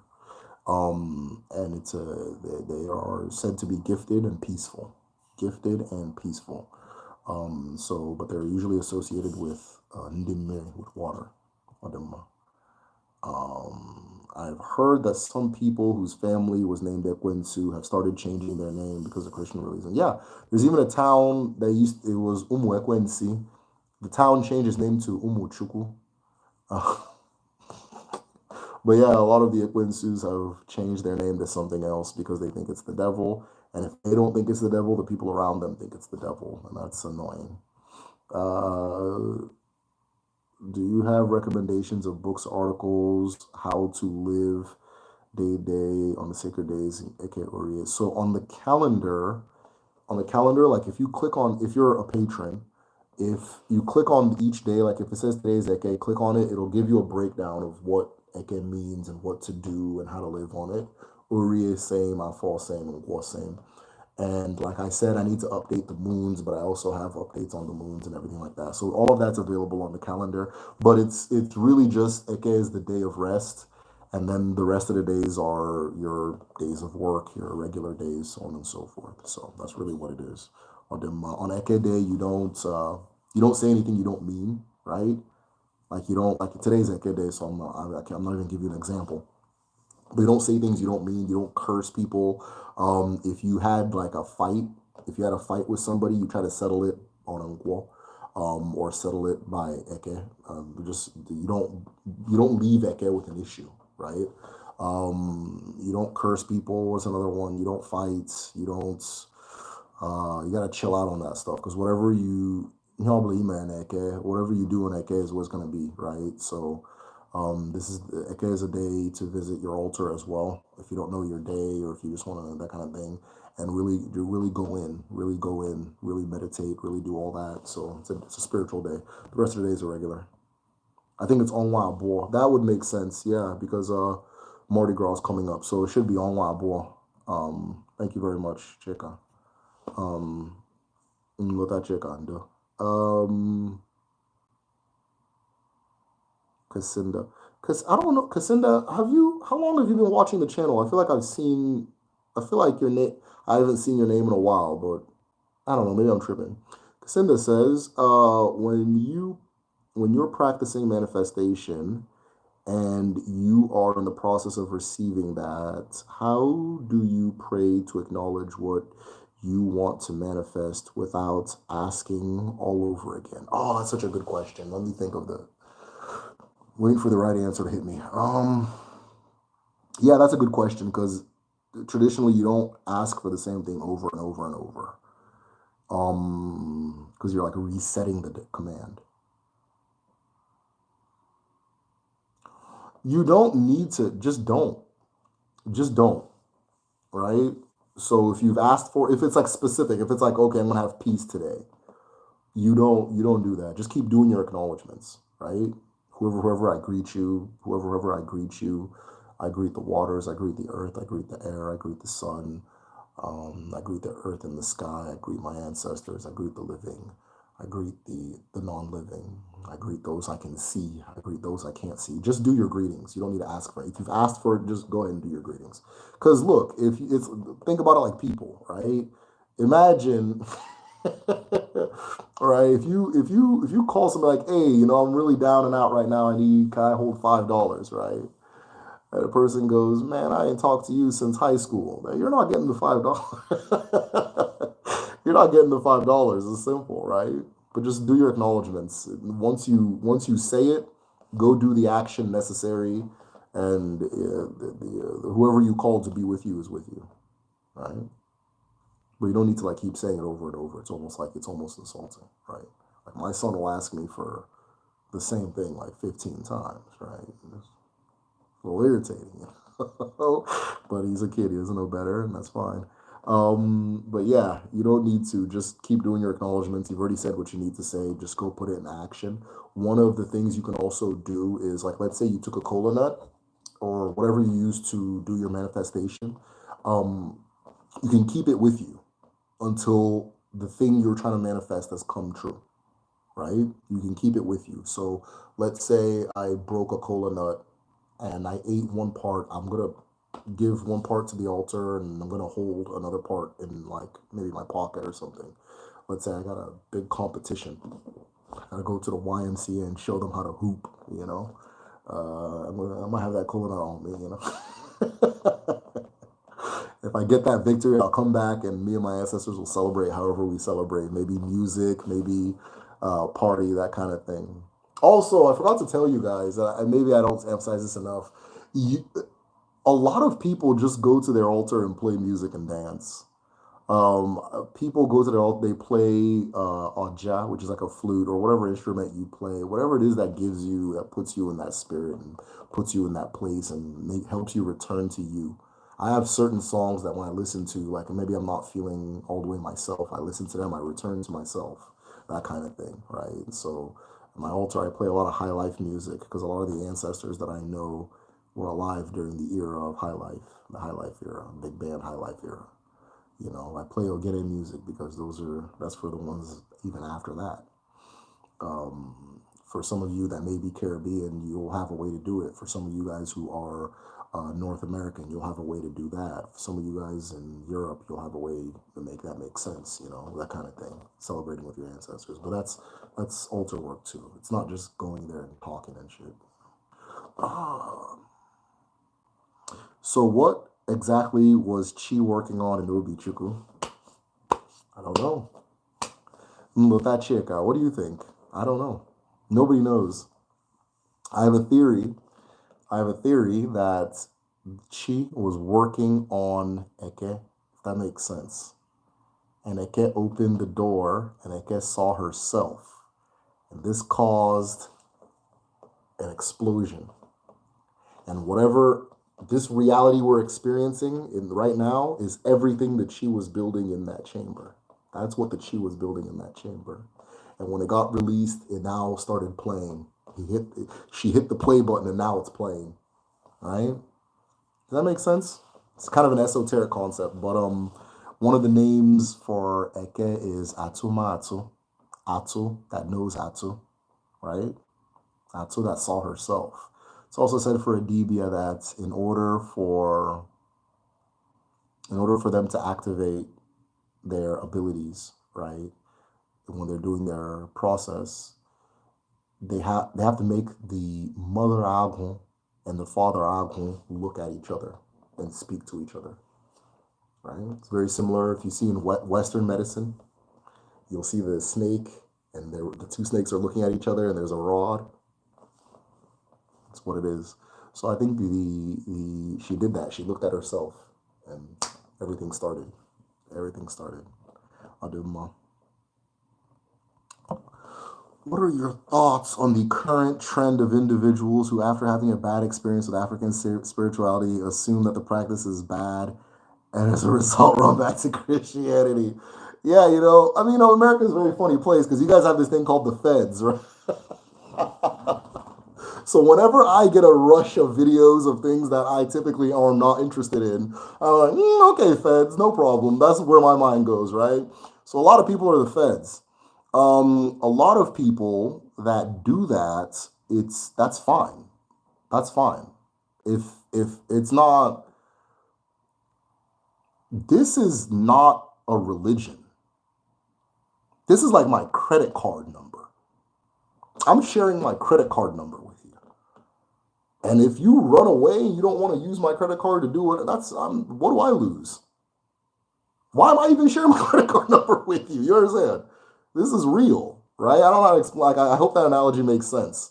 It's not something that, okay, go out and spread the word. You understand? But here's one thing too, and maybe I need to address this. A lot of people go into African spirituality and they're doing too much. They're doing way too much. You got the tarot cards, you got the crystals, you're an Egyptian, you got the Greek shit, you're doing Ifa, you're the child of Oshun, you're doing all that. You're gonna go crazy, right? It's like a person studying chemistry. Oh, copper, gulp. Oh, uranium, gulp. Oh, iodine, gulp. You're gonna die. That's not chemistry. What you're doing is not chemistry, right? I keep telling people that this stuff is simple and they don't want to believe me. They think they have to like do too much and start wearing the thing on their head and just just escape reality. This is not something you get high on. This is not something you get high on. Okay, if that makes sense to somebody. It's so a lot of people go in there, they OD, they do too much, but they think it's the spiritual. It's like, no, you're just being goofy. If I walk into a chemistry lab, I'm trying to learn chemistry, and I'm just mixing everything together, I'm just mixing, and it blows up. Doesn't mean chemistry is wrong or bad. It just means I just did something stupid, right? What is Odinani? I'm a person. I come from something. The thing I come from is I'm an expression of that thing. So if you believe you come from God, you're an expression of that. Okay, you know that? All right, go into the world and operate. Be grateful. If the river gives you water, say thank you. If the earth gives you food, say thank you. Right? If you believe in a creator and that creator gave you life, say thank you. If the sun gave you light, say thank you. That's it. That's going to bore people. Maybe it's boring. Everybody wants to be the child of Oshun, Beyonce. Oshun is a river. It's a river in Yoruba land. It's not a comic book character. It's a literal river. It's a literal specific river. Okay? That's what it is. This is real life. So the people from that place, from that particular river, this river has kept my ancestors alive for 3,000, 2,000 years, 4,000 years. It keeps me alive. It keeps my community alive. It waters our crops. It does everything for me. If a person hands you a stick of gum and you say thanks, why wouldn't I say thank you to that river? That's all it is. Okay? And so and then that's the basics, right? Now, if you want to do something extra, fine. Like, okay, I want to become a healer. Okay, it's studying and learning. It's not just like taking all this fucking shit you think is mystical and just putting in a big pot and just, I'm doing all that. You're going to lose your goddamn mind. You're going to lose your damn mind. Or like, I'm afraid. If you do this, then the good spirits will come and this and the events. He's like, yo, chill. Like, what do you want that? What are you trying to do? That's the first thing you ask with African spirituality. What am I trying to do? What am I trying to do? I'm just chilling. I'm trying to have a normal life. All right, you don't need to OD on all that stuff. I want to read the future. Okay, you can go do that. Go find a way to do it. I want to be better at, making boats. Okay, there's a way to go about doing that, right? But if you're doing the boat thing and the future thing and the this thing, you're going to... So a lot of people come in there, they kind of just like overdo it. And I think it's because they're coming from Christianity. And Christianity celebrates zealousness, right? Just going hard in the paint about this shit, right? The more you make it your life, the better. You understand? But these are your ancestors. So if I'm going to be an ancestor one day, if my son's son is spending his entire week just putting crystal in, I'm going to get pissed off. Like, bro, go do Click it up, go do something. You know what I mean? Go out there, make me proud. You understand? Go out there, honor, whatever it is I left for you. Grow it. That's all it is. That's what it is. So a lot of people, there's a flood of videos. It's the feds, in my opinion, right? TikTok really wants me to see. We're not Africans. We're Aztecs. We're Native Americans. They want me to see that really bad. I'll block. I don't want to see. Not interested. No matter what, it's gonna hit me. All right. So I'm like, oh, okay, all right, feds. I'll watch it. No problem. That's all it is. It's just the feds. But people can go into something and it's not for them, and that's fine. Maybe that person needs an environment where they can be zealous. Maybe if that person needs an environment, this is just not going to work for them. Maybe this shit's scary, right? There's power behind it, so it is scary. It's supposed to be scary. That's fine. It's not for the faint-hearted, right? Is there an abara of fire? Oh, you can say eke. You can say eke. I also believe that something is going on. Okay, I know I'm way behind. Kedu, please speak on possession. Yes, possession, ego more, right? One of the things you can do, and again, I'm going to give you this thing. It doesn't mean everybody needs to just go do, I'm going to get possessed. Oh. Chill. Chill. It's a very American thing, too. Whenever Americans get a hold of something, it's and then they crash on the wall, like, I don't want to do that anymore, and they go somewhere else, right? That kind of thing. I can give some examples too, but I'll chill before they shut this channel down. But that's part of what makes this country fun. Is people like to OD on stuff, and do too much. But what was I gonna say? Possession. Yeah. So there's a thing called ego more, becoming one with spirit, right? And it's a regular part of a lot of Dibia practices. It's a regular part of just a lot of different stuff. What people will do is ego more is the releasing of the self. You release yourself in order to be occupied by something else for whatever purpose or reason you're doing the thing, right? So a lot of times, like let's say like traditional wrestlers, that's not the guy. That's not the guy that's wrestling. That's something else, right? That kind of thing. Then when he's done, he does the swap, right? He goes back to himself. So that's one of the ways it's used conducively. We have taken this idea, like I'll use like the Black American Church. We've taken this idea. It's the same thing as like catching the spirit, and speaking in tongues, all that stuff. A lot of it, like the way we dance, the way we make music, the way we create. A lot of this is ego more. It's ego more. That's why we have an infinite well of creativity and ability and so forth.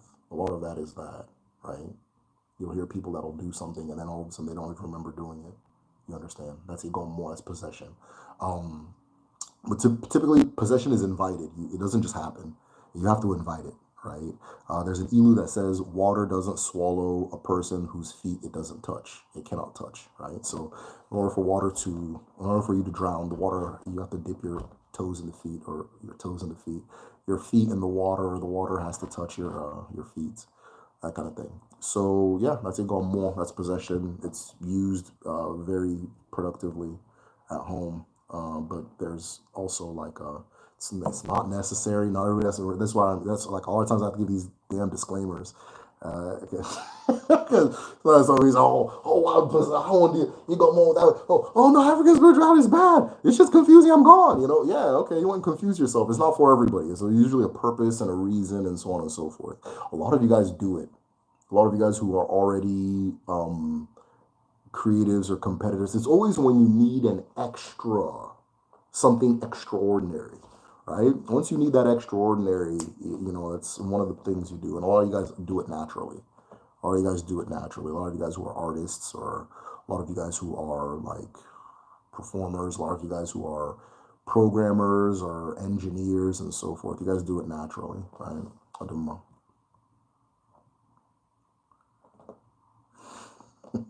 Maori Day corporate, no matter how much they paid me, either quit or got fired. Shit, maybe I'm Maori too. The profession question is vital in this time of expensive degrees. Okay, creative force, can you ask me the profession question again? If you're still here, whoever knows the profession question, please ask because I didn't catch it the first time. You telling my story. That's how I feel about photography. Fear. Yeah. Yeah. The things that are important to you is going to strike fear. It's going to be fear. You're going to be afraid. And for a person who's not important to you, they're not going to understand why you're afraid. They're not going to understand why it matters that much to you. But you may not understand, but it does. It's what it is. You're close to the thing that you're supposed to do. That's what it is. You're coming close to that thing.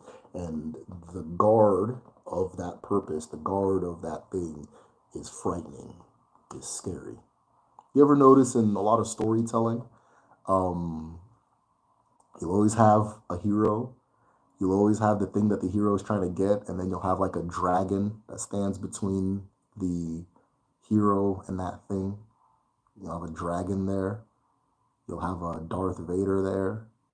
You'll have whatever it is that the story has structured you to be afraid of is there. You know, that kind of thing. In order for you to get that thing, you have to get past that dragon, get past that Darth Vader or whatever. You understand? And the real prize is actually getting past that fear. It's not really the thing on the other end because you come out a stronger, better person and therefore create a better world. That's how most stories, or a lot of stories are structured, right? That's the same thing. We know these things intuitively. We know these things intuitively and it pops out in different places. Oh, never mind. The average person changes careers 3 to 5 times. Shit. 2024, 2023, I feel like it. That number is tripled now. They don't keep anybody at jobs anymore for like more than 2 years, I swear. All right. How do you know how to know if you were a Dada child? I think I might be because I hate when people touch my hand. I don't know. Did your hair? If your hair grew in Dada, you're a Dada child now. If it naturally grew that way, that's what you are. Um, Extremely hard to comb or uh, sometimes hard to cut. Also, do you have a book recommendations for learning how to live and move by Igbo astrology, seasons and moons? I don't know anything about Igbo astrology. I don't know anything about that. The book Leopards of the Magical Dawn, does give like a breakdown of Igbo astrology. Leopards of the Magical Dawn is also available on in the Patreon library. So if you're on Patreon and you can't find it, it's in the recommended folder. But if you can't find it, just message me. I'll send you the link. Either way, that's the only place I've seen it broken down. And typically, I won't quote something unless I've seen it in 2 places. Though the person who wrote that book is unbelievably gifted and knowledgeable, so I will take their word for it. But I haven't seen. Um, I didn't grow up with any type of astrology thing going on, that kind of thing. What I know is that for every star in existence, there's a person who is linked to, who that star is linked to, right? For every grain of sand in existence, there's a person who it's linked to. Some of the stars haven't been born yet. Some of the grains of sand haven't been born yet. But like the eggs of a woman's womb, the amount necessary is there from creation, and it's finite. I don't know. To my knowledge, anyway. Also, do you have a book recommendation? So yeah, Leopards of the Magical Dawn for astrology, but it doesn't really. I don't think it tells like Leopards of the Magical Dawn's more like theory and like understanding. It doesn't really say this is what you do, this is what that kind of thing. As far as moving with the seasons, most communities have their own specific things. But some of the things I will tell you is that Onwa Abo, which I think, so like somebody said, I think it's this moon, the second moon. Onwa Abo is for a lot of people the beginning of the year, for most people the beginning of the year, because it's said that things always appear in twos, they don't appear in one. So if I have one eye, I have an incomplete face, that kind of thing. Things appear in two. So we celebrate the second moon as the first moon, as the official beginning of the year, not really the first moon, which is why Mardi Gras happens when it happens. The second moon celebration, it's an African thing, and that kind of thing, right? And so there's the second moon as the beginning of the year. There's the final moon as the moon where people do some people, not everybody. It's not like you must. This is the Igbo rules. People will do a sacrifice or build what's known as mbari. An mbari is a house that women build. And women build this house if they've had a good year, and they build it as a community. They build it together, and they cover the house with their art. There's no like, this is how you do it. You just do it however you want to, right?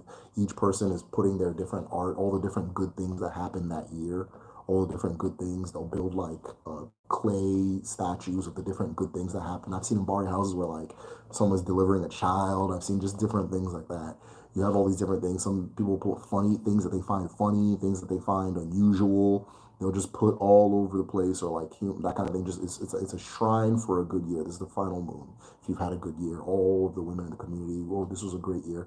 You're building a house for the spirit of that year, and then you're going to leave it in the forest, where the forest will take it over time. It'll decay naturally.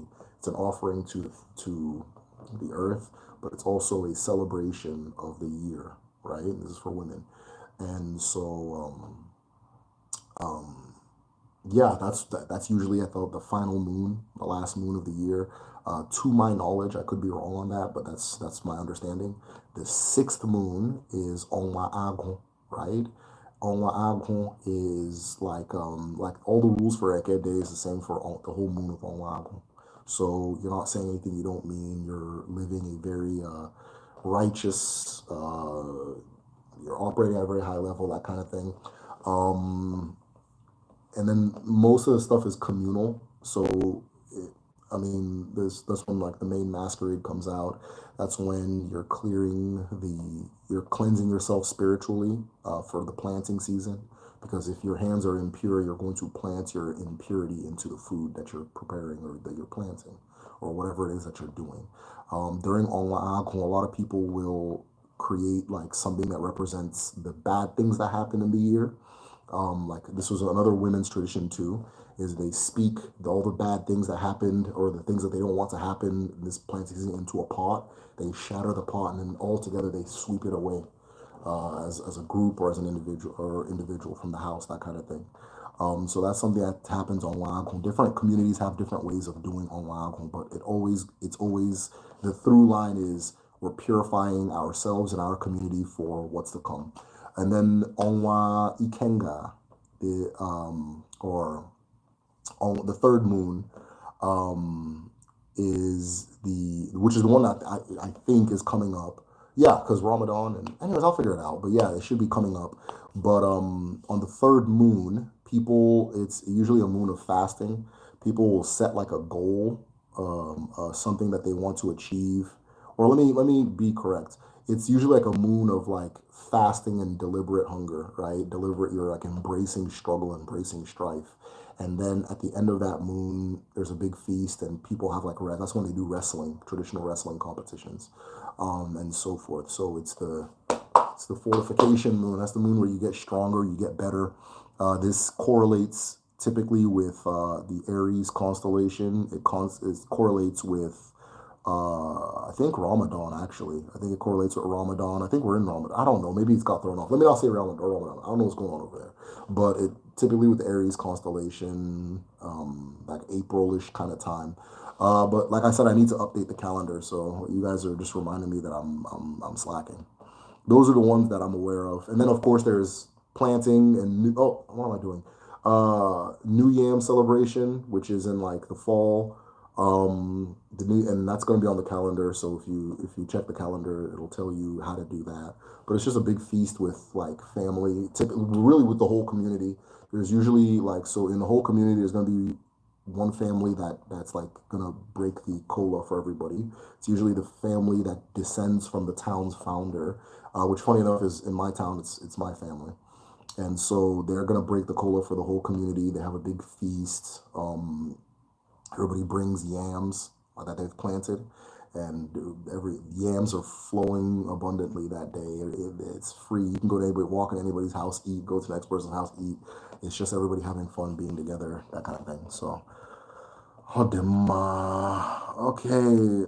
But yeah, I'll have all the things on the calendar though. So Join the Patreon, patreon.com/the medicine shell, and all of that will appear on your Google Calendar on the correct dates and all that stuff. So, how to know if you're a Dada. Okay, I read that one. Also, do you have a book? Okay, I read that one. Umeana, gentle earth, earth breathing. Are there any other Igbo meditations? So our Dibia, the Dibia that is going to be teaching the traditional medicine class, he meditates by walking. He says that his meditation is just by walking in the forest. Igachi is by walking in a forest, walking by himself, that kind of thing. So he meditates by walking. Whatever it is that brings you to that place is meditation, right? So the ones I'm familiar with is breathing and walking. Those are the two that I'm aware of. I don't know any others. But I do breathe. I myself, I do breathing meditation and that kind of thing. Give us advice on love and relationships. Aaron Long, you have to be more specific. If you want me to share advice on love and relationships, you may have to be a little more specific. That kind of thing, right? It'd be a little more specific. Yeah. Does sickle cell have a spiritual significance in Odinani? I know it was speculated that kids were Obanje. Yeah, so a lot of kids with sickle cell get classified as Obanje. And so forth frequently, but I don't think it has there's anything to it other than the fact that it is what it is, other than the fact that it is what it is. But a lot of them were getting said, and then it got mislabeled that Obanje equals sickle cell, which is absolutely incorrect. That's not true. But a lot of in Nigeria, they call them sicklers. I don't know if they use that term here, if that's like outdated. In America, they'll come up with new ass terms every fucking two minutes. So a lot of sicklers, as we say at home, were previously miscategorized as Obanje. So I don't know. But I don't know anything beyond that. Force inside the force, fractals. Wow, beautiful. There's a theory that the universe is made of fractals. It's believable. Fractal math is African math. Yes, I know. Yes, absolutely. Seen in the architecture and the Ishango bones. Well, yeah. Creative force, you're spitting. Come take Audrey. Take. I don't know. Siberia tarot. Nothing wrong with tarot. Nothing wrong with tarot at all. I'm just saying sometimes it's like people want to OD. You're just everything you can think of that sounds mystical. You want to just do it every day and wear yourself out. Chill. This is about being natural. This is about being yourself. This is about breathing your air and walking in your own skin on your own path, right? This is about your connection to the people around you. It's about your connection to nature. It's about your connection to your creator. That's all it is. You understand? It's just knowing yourself, and knowing yourself is knowing the universe, because it's what you're made of. It's where you're from. It's who you are, right?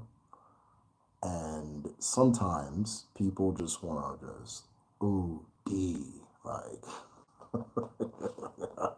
All right.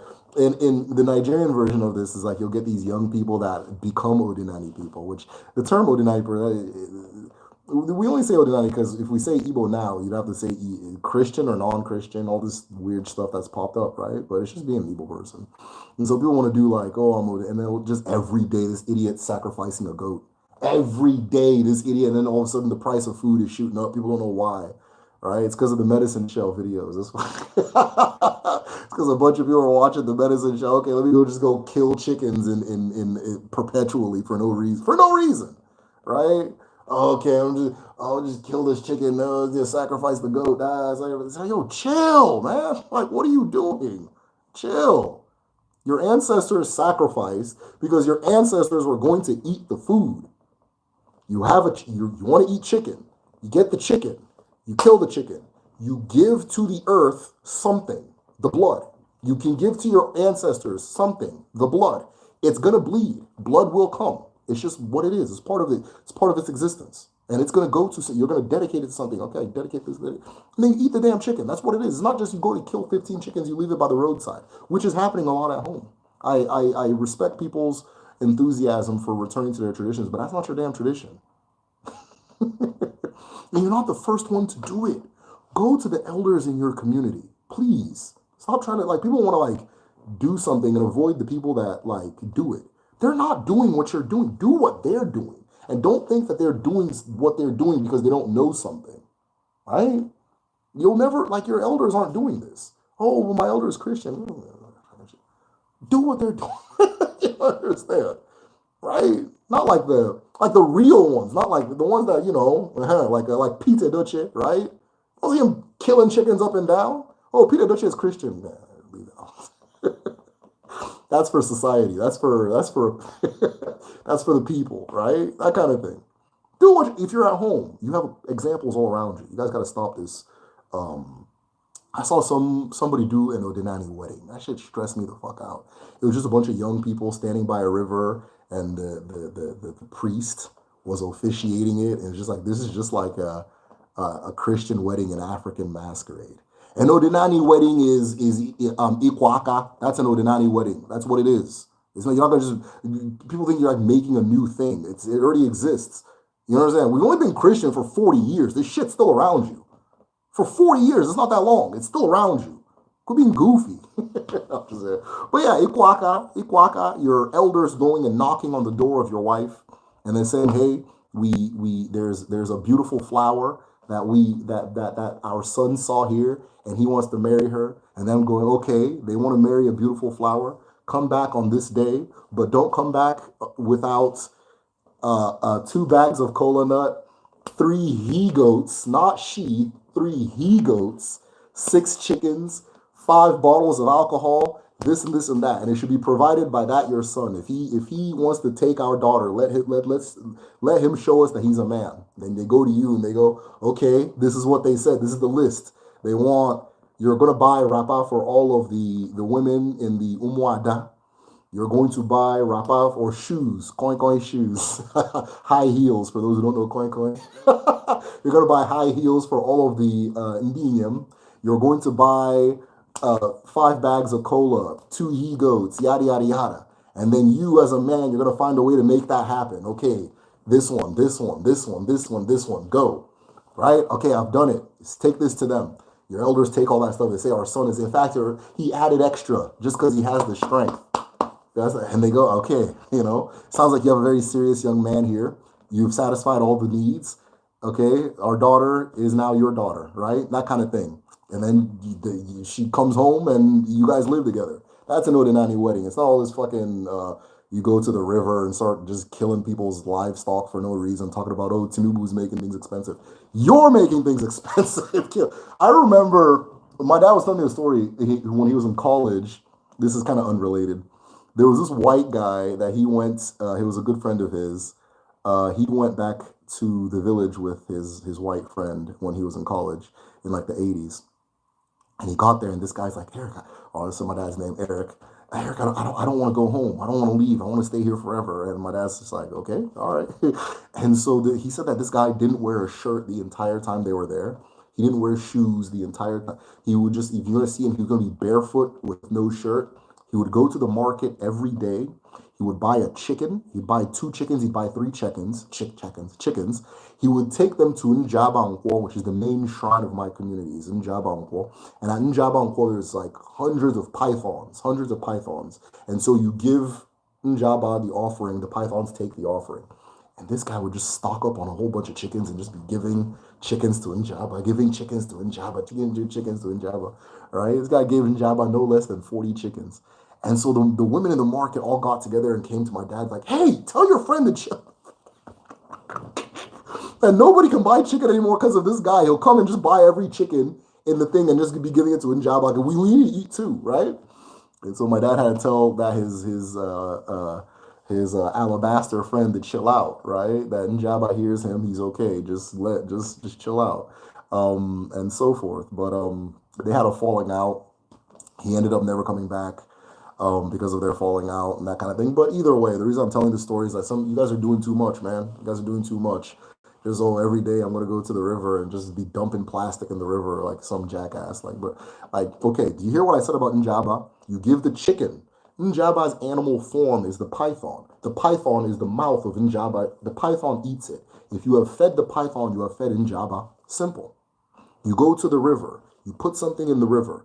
Whatever animal or fish or whatever is designated as or manifests as the physical form of that river will eat that thing, will take that thing from you. And then the river is satisfied, or at least the children of the river, however you want to conceptualize it, is satisfied, right? So what's going to happen? All this, you guys are just taking these, this is specifically in Nigeria. You guys are taking these nasty plastic bowls with just a whole bunch of plastic, and you just dump it in the river, dump plastic. Somebody took a picture like, all you ordinary people need to chill out. What are you clogging up the river? That's not what it is, right? If you're going to take Fanta, all that stuff, pour it in there. Just pour it in there. She likes sugar, she likes sweets, all that stuff. That's fine. That's absolutely, put it in there. Pour it in there. You don't need to, or like take it like a leaf, use like banana leaf to offer it. You don't need to bring a plastic bowl. That's nasty. You know?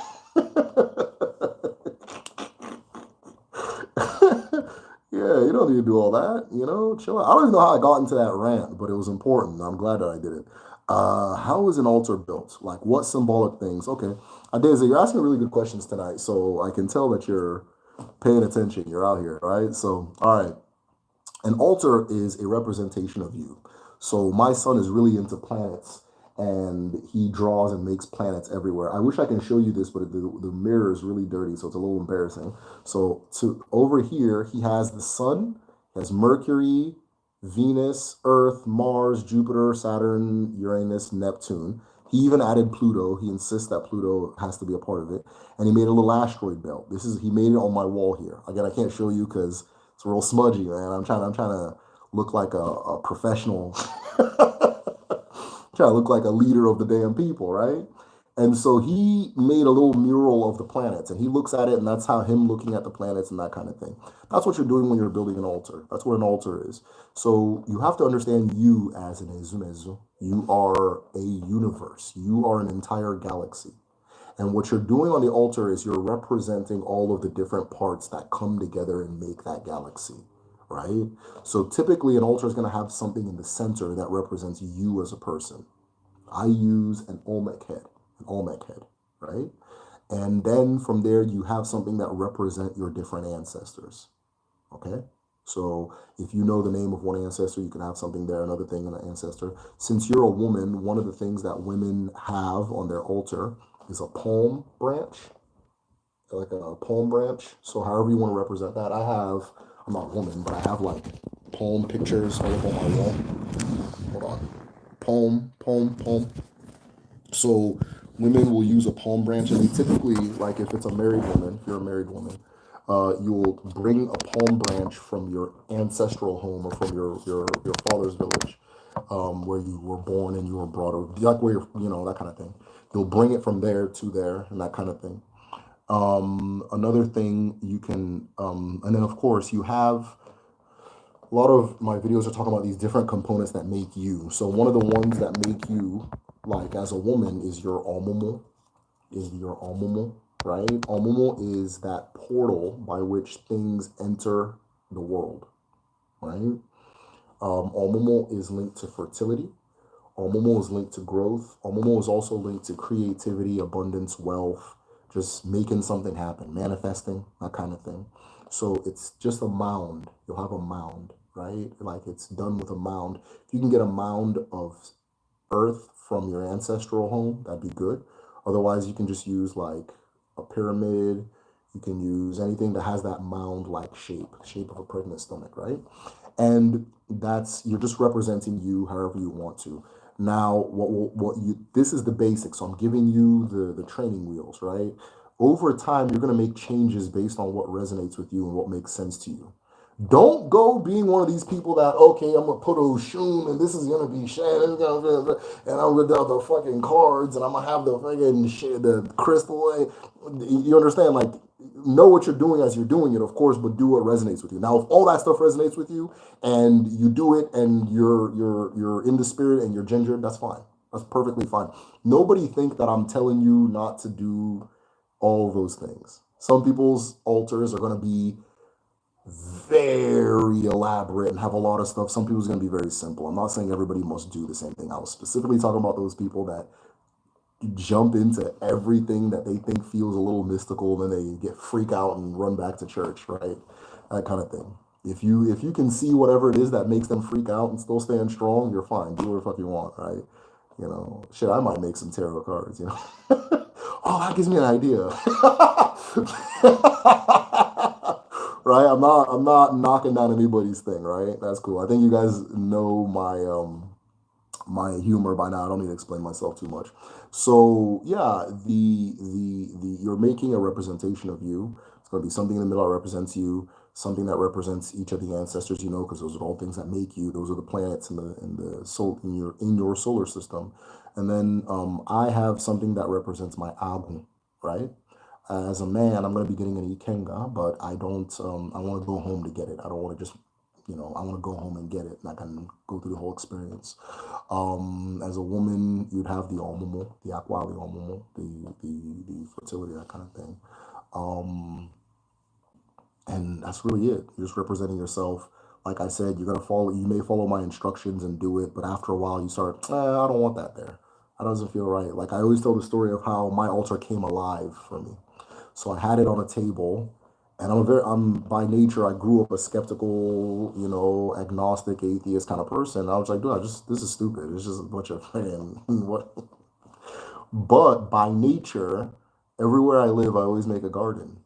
Everywhere I live, I make a garden. Everywhere I live, I always have a garden, right? A little balcony garden, that kind of thing. And so I took everything and I said, what if I was at the back? Because what I do is I go to the balcony garden, I water it, and I just sit there and chill, right? I try not to think about too much. I just sit there and chill and I enjoy the sun and that kind of thing, right? And I'm like, why don't I bring my altar out here? I'm basically meditating, right? So I brought all the stuff I made and out. I made my garden my altar, and then all this stuff clicked. Everything clicked. Everything clicked. I felt it. I was like, oh, that's what it is. So I can give you the training wheels, kind of, this is how you get started, but ultimately you're going to make it your own. It's going to be your own thing. And like I said, I'm making all these jokes about people with all these oceans and terry. That's fine. If that's your thing, do your thing. You understand? I'm not, this is all love, If you don't think it's love, get out of here. ADHD Aries, we do it all, he said. Siberia, come chocolate. I'll do my ADHD Aries, I love that. Too much Nollywood in Hollywood. Yeah. Am I late? When did it start? Oh, it started. Obu onye mmiri furu. Yes. Obu onye mmiri furu. Okoya goneri. It's the person who water sees their feet that it swallows. It just said reconnecting, so let me know if I got cut off. But it's the person who water sees their feet that it swallows. So this goes into anything you do, right? Things don't. Another thing too, a lot of people approach this with a lot of fear, right? Nothing happens to you that you don't engage in. You cannot be poisoned by a poison that you don't drink, right? That kind of thing. So you put your foot in it first. What is late? You're right on time. He said. Oh, you already answered the question on professions. Okay, cool. I'm like behind. You guys are cracking it. You guys are going today. I like that. The thing the hero wants to get, the MacGuffin. He said, Leopards of the Magical Dawn is more astronomy, not really astrology. That's a good point. Yeah, that's a good point. Okay, my bad. That's the closest I've seen anybody talk about astro anything. They may also make mention in After God is Debia, but it's so hard to get that book. I tend not to recommend it too much unless I absolutely have to. Isn't it Igbo astrology that Ndiishi used to cite the moon in order to declare a new yam? Yeah, I mean, if you want to call it astrology, but yeah, it's just being aware of the sky, being aware of what the moon is doing. So yeah, if that's the astrology you're looking for, absolutely. The movement of the moon, I can tell you all about that, but like as far as stars and planets, I can't really tell you too much. Doesn't mean it's not there. I just don't know. Thanks for sharing your knowledge. Oh, thank you, Joy. Hope to see more of you. But I've seen pictures of men building Mbari too. Yeah, the men are helping. That's a good question. The men are helping, but it's a woman's project, right? But it's not like they're banned from it. right? But they're helping. You understand? They're helping, but it's ultimately it's the women that are it's the women's project, and the men are coming and helping, but it's their thing. But yeah, you're right. You think Omena and Igbo will ever resurge to regain its integrity? Yeah, I do. I think we're already in the process of that. I think the train has already left the station. I think it's happening. I think it's part of what I spoke of, some type of force that is building something new. I think that's a big part of it. It's a big part of it, right? That kind of thing. Now, it's going to take a different face. It's going to have heavy Christian influences and that kind of thing. It's inevitable. That's inevitable. And people are, ultimately people will figure out that. Let me leave that alone. That's to be found out what it is. But yeah, it's gonna look like what the time calls it to look like, and that's fine too. That's fine. That's what it's supposed to be. What's your secret wrestling technique?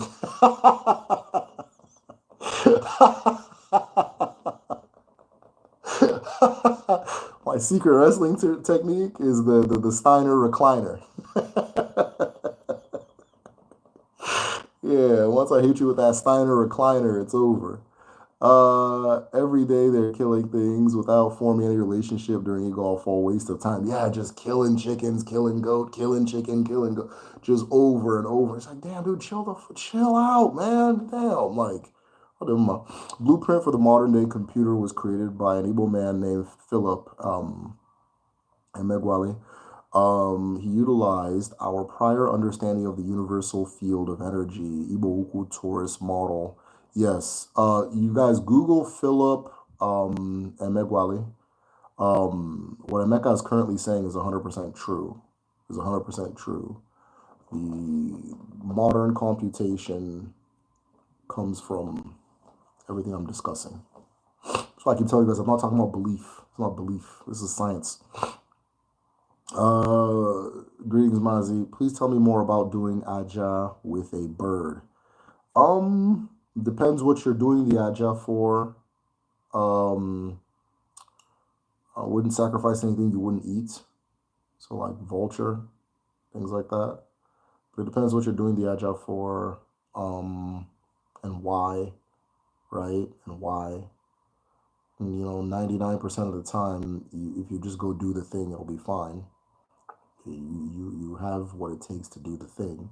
Now, if you need an additional boost, then we can talk about something else, or an additional hand or that kind of thing. But whatever it is that you need, you're already equipped. Exactly. I saw someone throw plastic slippers.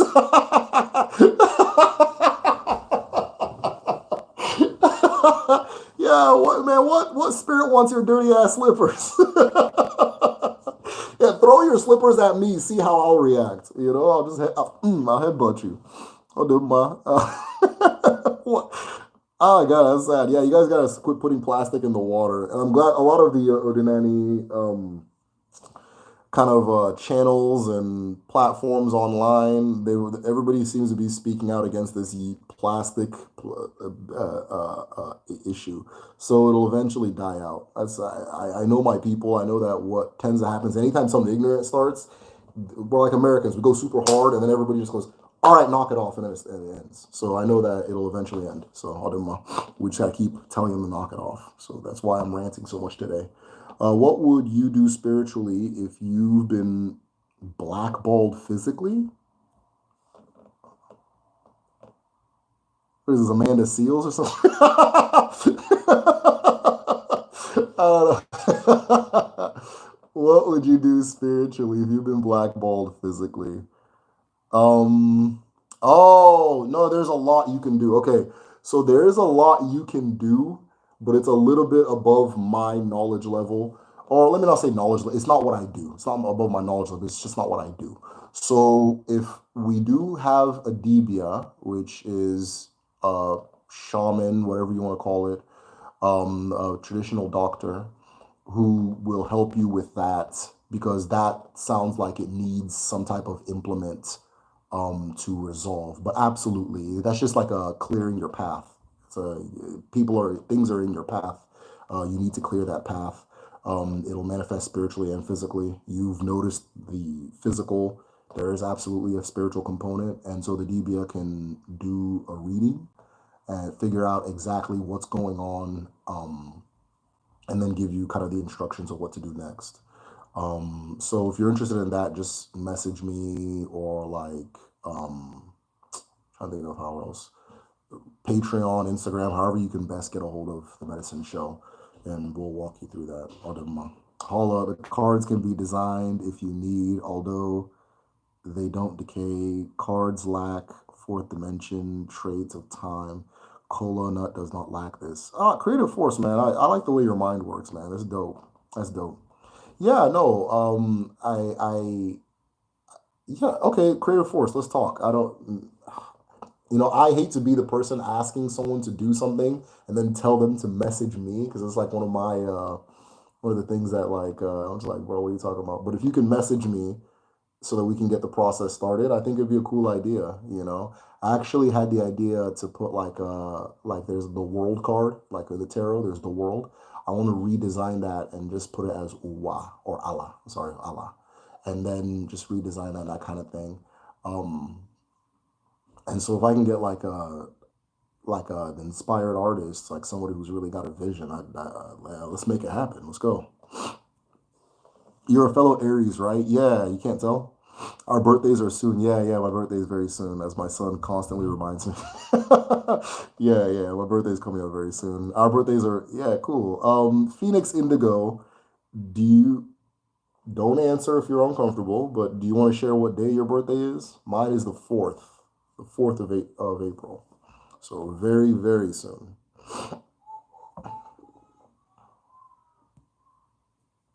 Shout out to Madsen. Please, I'm sub. Oh, hey, what up, Madsen? Madison, igade, igeto, nkobula itiri aka ọ ga-adị n'ụwa. Ọ ga-adị otu a na-eke n'orie n'afọ na nkwọ ise. I just gave power to your right hand. So whatever you place your right hand on, which is your righteous hand, it'll go. All right? Odimma. Said not a man to see. Asking me about getting blackballed. I'm gonna blackball me eventually. Shit. I don't. Oh man. The full moon question is a good one. Okay, let me find the full moon question. Okay, what does the full moon represent in Igbo culture? This is gonna be such a bad answer, but I don't know. Oh no, I do know. Yeah, so what I know about the full moon is on full moons, children are, this is what I know culturally. I can't go too esoteric. I'm just gonna tell you culturally. On full moons, children stay up. They don't sleep. And on those full moons, children hear what is known as egwonwa. Egwonwa. So it gets translated as folk tales, but there's also like games and riddles and things like that. Like everybody hones in on the children on full moons. And so you'll go to like an elder and you'll go to her, typically her feet. Traditionally, it's changed now, but traditionally, telling folk tales was seen as like feminine. And so like, or like childish or feminine. So like men didn't do it, right? So it's typically like grandmothers. You'd go to your grandmother, you'd go to your mother, and she will tell you stories, different folk tales, different legends, and things like that. They have different games that they play. But on full moons, everybody just kind of like lets the children do what they do, and everybody focuses in on the children. Onwa, which means moon, but let's call it the Abara of the moon, is a caretaker of children. Right? She is a caretaker of children. Children are very important to her. So when her eyes are fully open, which is a full moon, we partake in that activity of really focusing and feeding into the children and giving them what they need, as far as like having fun and playing and having little competitions and tongue twister riddle games and things like that. Which, by the way, there's a lot of games that are played by like Black Americans that are like jacks. You know the game jacks? That's they call it nchikota at home. So that's one of the things you'll see people playing under moonlight is jacks. You'll also see people doing what we're calling hopscotch. That thing is a game. jump rope, those types of things. Just kids playing, just going nuts. It's their day. So all them. Now, as far as like on an individualized, personal, spiritual kind of level, I don't really have. I can just tell you what it looks like in the community. I hope that was an adequate answer. April 1st. Ah, April 1st. I remember you went live last year around my birthday, and I said no wonder. Yeah, I'm April 4th. So you're first, I'm fourth. Adema. Yeah. Adema. Is it racist for a white person to get braids if they aren't black or Mexican? Yes. Oh wow, you share the same birthday with one of my close relatives, not naming them. Udo. A lot of great people were born on that fourth, let me tell you. Can you talk about the significance of Igbo people having praise names, title names for themselves? Yes, absolutely, absolutely, absolutely. So in Igbo culture, one of the most important things is this idea of title taking, right? Um, it's title taking. So in the title taking process, what happens is so your chi creates you for a purpose, right? There's already a vision. I always use the analogy of the seed, right? If you look at a seed, you're actually looking at a forest, right? You're actually looking at a forest because if this seed is planted and interacts with the elements, it'll become a tree. And as it becomes a tree, birds will come, they'll defecate, drop more seeds, and more trees will come. It will sprout fruit and grow, and more and more and more animals will come, and they'll bring different fungi, and those fungi, and all of a sudden you have an entire forest that started out with this one seed, right? Starts out with this one seed, right?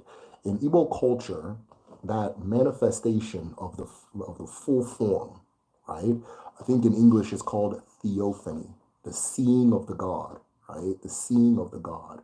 So a person is divine, but we can't really see it, right? But as their life pans out, all of a sudden it's like, wow, this person's really out here, right? When that happens, a person will take a title, right? Title taking is traditionally like real title. They got like church titles now. They got like McDonald's church titles now, or you can just go get it like a Big Mac. But a real title involves a ritual death, right? So some type of thing where, for example, if you're an Ozo, if you're taking an Ozo title, Nze Ozo Duru Dara. I'm trying to think of the real deal titles. Nze Ozo Duru Dara. There's others too, but those are the main ones. If you're taking an Ozo title, you will sit in the Ozo room in isolation for an entire moon. For an entire moon. You will be in a fast most of the time. You'll be sustained just by cola nuts and like maybe water and things like that. And it's only your wife that can go in the room and give you those things. Only your wife. And you'll be in isolation, isolation, isolation. And when you emerge, traditionally what they used to do is they take a razor, they give you marks on your face, cut your tongue a little bit, and they put like a tonic on your head and on your tongue and that kind of thing. And it burns like hell, right? But when you're done, you've emerged with your new identity. And what's actually happened is you started as a seed, but now the whole community, we can now see that you're actually a forest. So once that forest manifests, you give it its name, right? And that's the origin of that title process. So when you see somebody become an Nze or become an Ozo, they've achieved they've either achieved or they're saying that they're aware of how to achieve their awele. Awele is that full blooming of the self, right? And once you have done that, once you have shown your full self, people give it a name. You give it a name. Maybe the community gives it a name. That kind of thing. But now in the modern day, they don't do the marks anymore. They don't cut your face because everybody wants to be cute.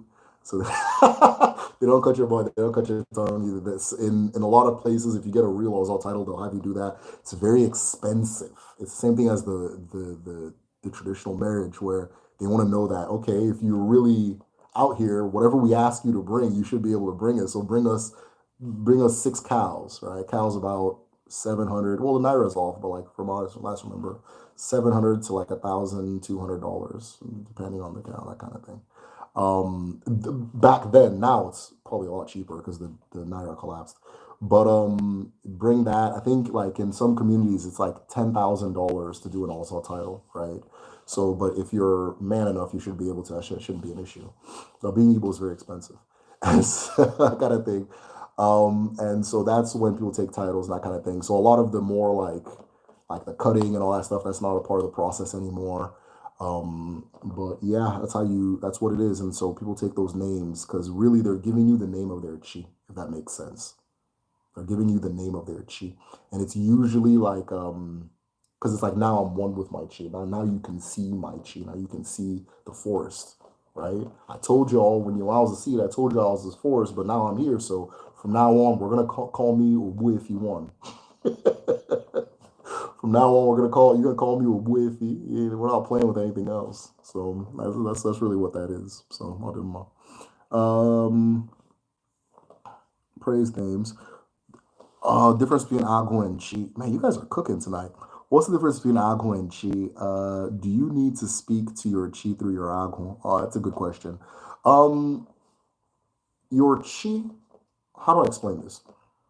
Okay, so your Chi is your creator, and Agua is its messenger. Agua is its messenger. Agua is what is so when if you look in a lot of folklore, you'll see the chuku, which is the big representation of the chi. The creator will want something done, and the creator will send Agua to go and do it. Right? That is why Agua is the part of you that knows your purpose. Agua and chi also share the same mind. So if you're speaking to your chi, you're speaking to Agua. If you're speaking to Agua, you're speaking to a chi. No need to complicate it, right? Most people just say my chi, my chi, my chi, my chi, my chi. You understand? People just say my chi, my chi, my chi. And that goes to Agua as well, because they both share the same mind, which is known as Etsu. I can go into that, but I have an Agua explained video if you're interested. But your Agua is that part of you that I've heard one Dibia call it the soul, right? Is your Agua is your soul, okay, in his interpretation. Which is fine. One of the things you'll learn about DBS is like they don't their mind connects everything, right? Their mind. So sometimes when you read a book written by a DBA, you'll be like, yeah, and that's why the Egyptians did this, and that's why that this, and that's not really how my mind works. But he calls it the soul. So the soul, and then more is your spirit. So that part of you has a purpose, right? A part of you is fed by purpose. That part of you guides you towards purpose or towards your truth. Purpose, the English word purpose almost makes it seem like a job, like a thing you have to do, like you're gonna like lift a bus off of a pregnant woman or something, or like one activity, that kind of thing. It's really an actualization. That forest. If you say what's the purpose of a forest, it's a forest. It's not about purpose, it's about being, right? So your truth, your actual being, that manifestation of the forest, it's your Agua that knows how to get you there. That knows how to get there, that kind of thing. But if you say your chi, it also goes to your Agua. It's the same thing. Now, when it comes to your Agua, like I myself, when I go to my altar, I call my Agua specifically, right? I greet it, right? So I have a name for it that just came to me intuitively, and I say, so I'm not gonna share it here. And I make it like I greet you, right? That kind of thing in the morning, and so forth. And sometimes when I need extra inspiration, I'll kind of hone in on that part of me. But typically, if you say your chi, it goes to your Agua. If you say your Agua, it goes to your chi. It's the same thing. What you doing? Nothing, just chilling. What you doing? Nice. Definitely played those games as a kid. Very cool. Yeah. Can you say 3-3? Tre, tre. Or 33? I don't. That's kind of okay. I'm gonna go ahead and guess you're one of our Nordic sisters. Are you knowledgeable of Biafra and the temporary state? I know you most likely are. I guess I'm curious about the role of spirituality in resistance. I found out that the Edo were part of Biafra. I don't know if Edo people are going to agree. Yeah, I can do a whole channel about Biafra if necessary. Um, but yeah, a lot of those things are spiritually inspired, and then a lot of times when Africans fight, they go to spirit. Right? When Africans fight, listen, all y'all, when Africans fight, they go to spirit. Yes, you're a damn African, right? You don't know, fucking Aztec, right? When Africans fight, they go to spirit, right? And first, and then they go into the fight. And so a lot of that was involved in the process and so on and so forth and that thing. I mean, you have to be specific with the Biafra thing, but there's a lot I can say there. But parts, and, when people say Edo, parts of Edo is Biafra, they're correct. Not the whole of Edo, but parts. Because those parts, if you go there, the stuff I'm talking about is the stuff they're talking about. The culture I'm describing is the culture they're living, and that kind of thing. But there is a border where all of a sudden it's no longer, we're not talking about the same thing anymore. Yeah, so all them, but there's a lot to that, but I don't think Edo people would agree. I watched a recent Ozal title process. They did the chi marks, but it wasn't as deep, so it healed nicely. Oh, okay, that's cool. So they got a new way of doing it where they don't cut super deep. Yeah. So for a minute there, people stopped doing it. So I'm glad people are still doing it. That's really cool. That's really cool. Mill, do you want to tell me what community you watched it in? Can you tell me what community? My favorite number is four. He said, I feel it's also my favorite number. Phoenix Indigo. What's going on? I feel, I'm sorry, I lost track of my thoughts. And I feel this is my year of four. Also turned 40 this year. Happy birthday to you. He said, oh no, I dropped my cola nuts. I hope you weren't lying to me. Maybe that's why I dropped it. But yeah. Okay, I'll do mine. Uh, if chi is your creator, does that mean that your ancestors make up your chi? Absolutely. Absolutely. You're figuring it out. You are figuring it out. Yes. Your ancestors, your chi is a wave of creation that moves through time and space. And in order to create you, your ancestors are part of that process. The earth, the sky, all these things. So all that line of continuity that you come from. So when you are connecting to your chi, you are learning who your ancestors are, right? That kind of thing. Your chi does not just create you, just and all of a sudden you come out of nowhere. It's like let's call the chi a seed. And inside of that seed, there's a design for the plants that's going to come out of it. So you put that seed in the earth, which is Eke or Ana, and it begins to grow. And it follows the design of that seed and it becomes what it is, right? And you may be a leaf, but that leaf is connected to the branch. And the branch is connected to the stalk.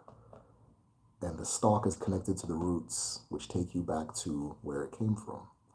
And in order for you to feed, or when you feed the roots, you feed the leaf. When you feed the leaf, you feed the roots. If you separate the leaf from the branch, it dies.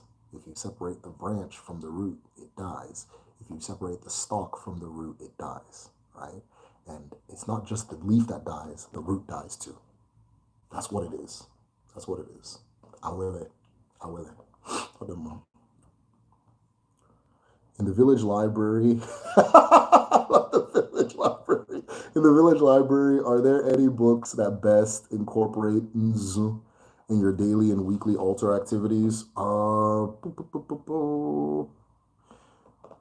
If you can message me on Patreon, I'll look. I would check the Miri, Nemiri folder, but nothing is coming to mind. Just know I can give you some pointers now.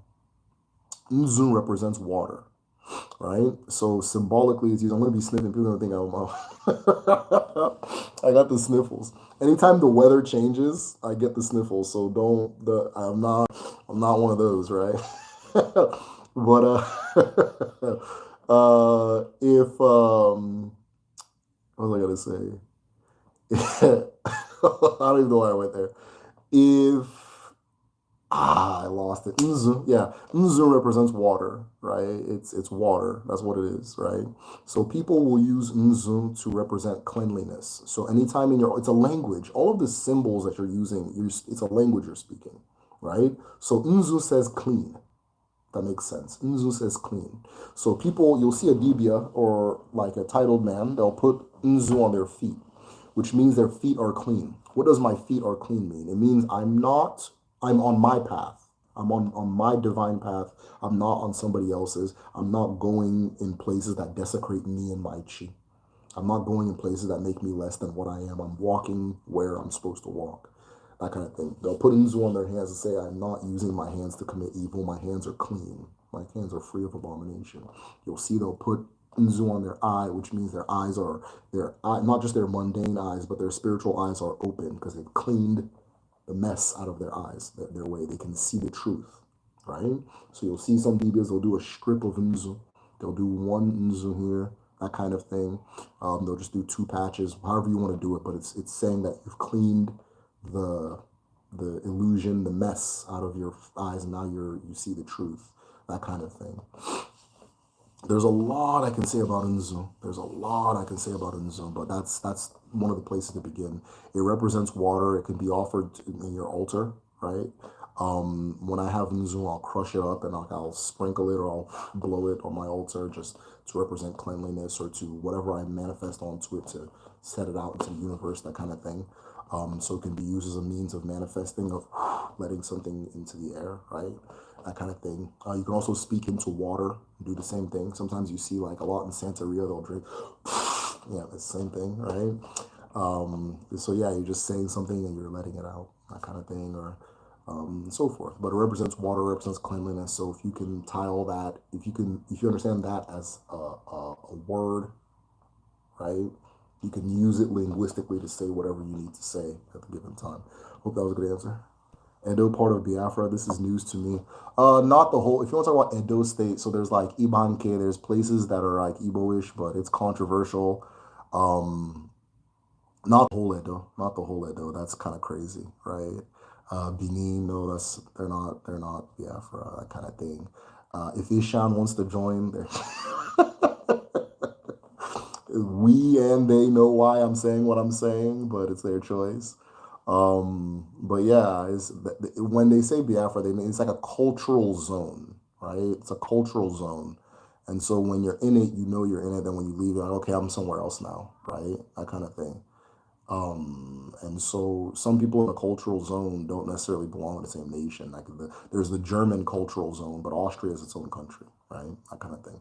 So within the Igbo, not Igbo, Biafran cultural zone, there's places in Edo, there's places in what's that, Benue, there's places in Cameroon, that kind of thing, right? But it's ultimately their choice if they want to keep goofing off or they want to get with the thing. It said the temporary state. Yes, okay. I'll let you know that. Hear you loud and clear. Oh, didn't mind. That was from way back. I'm like way behind. So how do you differentiate between looking up to someone, and being who you are born to be? There's nothing wrong with looking up to someone. Sometimes you need to look up to somebody to get to a place. There's an ilu that says Ibem Zimako. The people you look up to tells you a lot about yourself. Okay? So there's figuring out what it is inside that person that you're actually looking at, right? And it could just be the whole person. There's a lot of people I look up to, and if you wrote their names down on a piece of paper, you'll know exactly who I am as a person. It's all a part of the process, right? So yeah, looking up to people is a part of your path. You can't do this without that. You can't do this without that, right? There's an ilu that says you must acknowledge a king to become a king, right?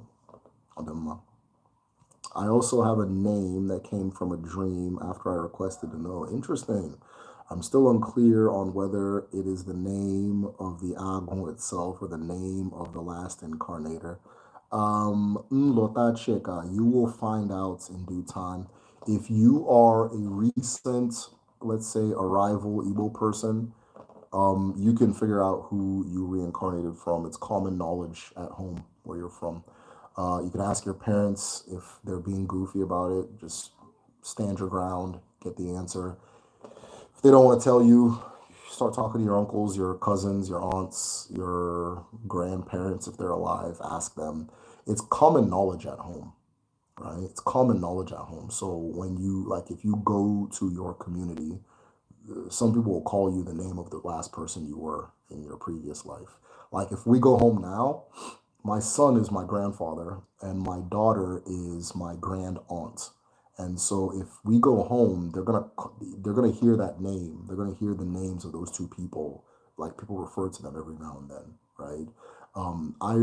I come from a person who's like an extended family member. He's not like in my immediate kind of family. Immediate family meaning like one, two, three ancestors ago. So his is like four ancestors ago. And so during my wedding, his son came and kept calling me his dad. Right? It's like, oh my, I came. My father. They said my father's. He was being funny. So he was like, hey, they said my father's getting married. You know, everybody laughed and that kind of thing. And he's like, oh, so you don't recognize me? I'm your son, and that kind of thing. I was like, all right, cool. And he was my best man for the wedding. We were hanging out. It was the first time I ever met him.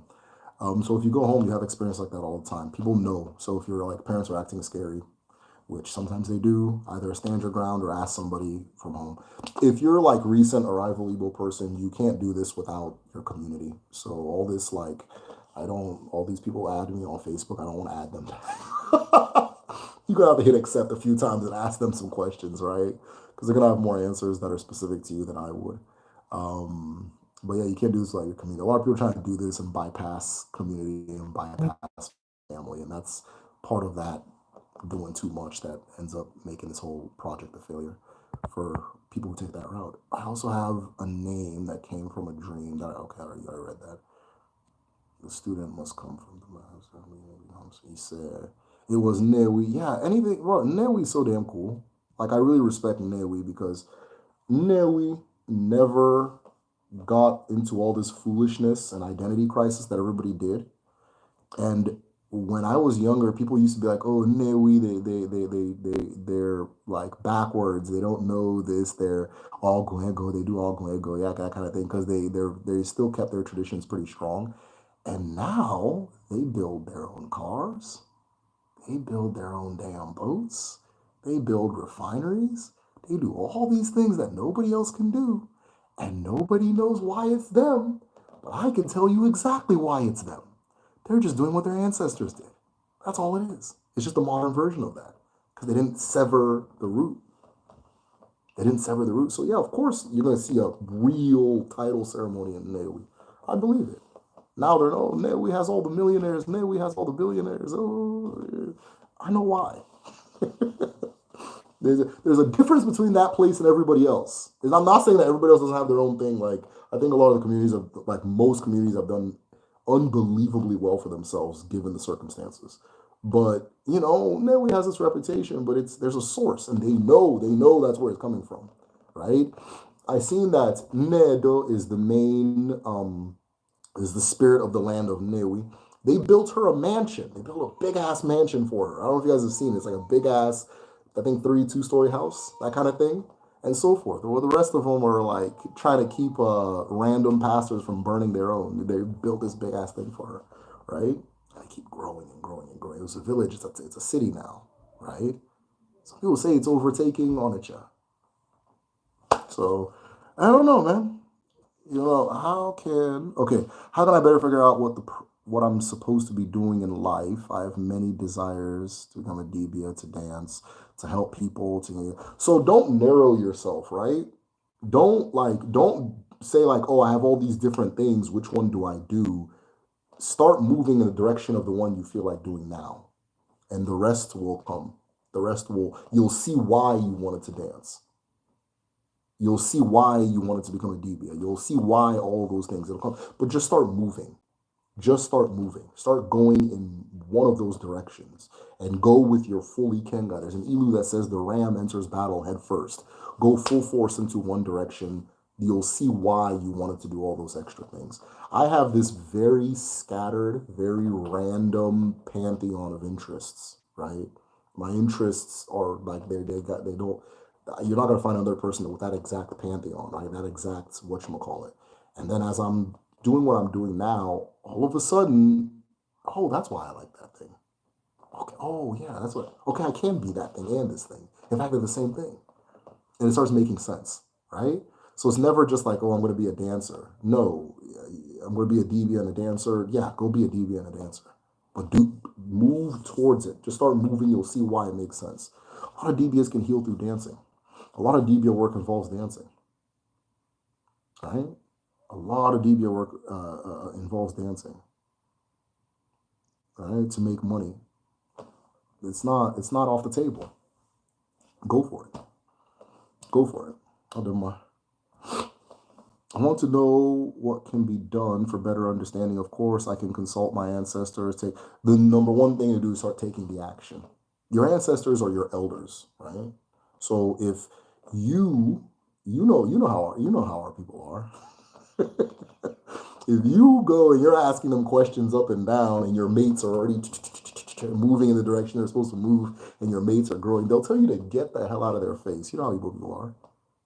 See how your mates are doing their go do your own, that kind of thing, right? Your mate's coming home with A plus, you're coming with A minus, that kind of thing. So just go move. As you're moving, as you're doing, you'll see that they're with you. They're moving with you, right? That's why when we go to our altar, we don't really ask for too much. We just greet. I greet you. I greet you. I greet you. That kind of thing. Right? You start moving. Sometimes something pops up. You may need to talk to one specific ancestor, right? This one, okay. I have an ancestor who was a warrior. I probably have several, but I have one that was like notorious, right? And anytime it's time to really get it in, that's where I put my eyes, that kind of thing. But I gotta move first, right? Because I can't disgrace him. I can't disgrace I can't shame them, that kind of thing, you know? So I just move. They're with me. Just move. They're gonna be with you. Make the move. Don't stop thinking. All this thinking shit. That's not us. And by us, I mean just Yuji. That's not us. Just do it. You understand? That kind of thing. Not saying that we can't think. We can think, but that's not the first thing. Do it. The thinking will come later. Right? You ever learn something that you really like? Right? Like I learned to code when I was a little ass kid, and I didn't learn it by sitting down learning how to code. I had this thing where you make your own video game, and I just thought I was learning like new ways to like make the video game better, and I wanted to make my own video game so badly that I ended up learning like a lot of the process for like how to code a video game. And it wasn't until I was an adult I looked back. I was like, wait, that was I think I want to say C++. I was like, wait, what? That kind of thing. Who would have known? I didn't sit down. I didn't read a book. I didn't. Oh, which one should I just? Oh, okay. I was moving. Okay, I want when you get to this level, the mountain blows up, and then a guy comes out of the entrance. Oh crap! I can only make the guy come out of the entrance. Okay, what if I did this? Okay, but bet. Okay, boom, got it. That's what it was. That's all it was. Right. See, when kids are playing, that's what learning actually looks like. Learning. Right. That's what it actually looks like. So that's what growing actually looks like. So go do the thing. You'll be fine.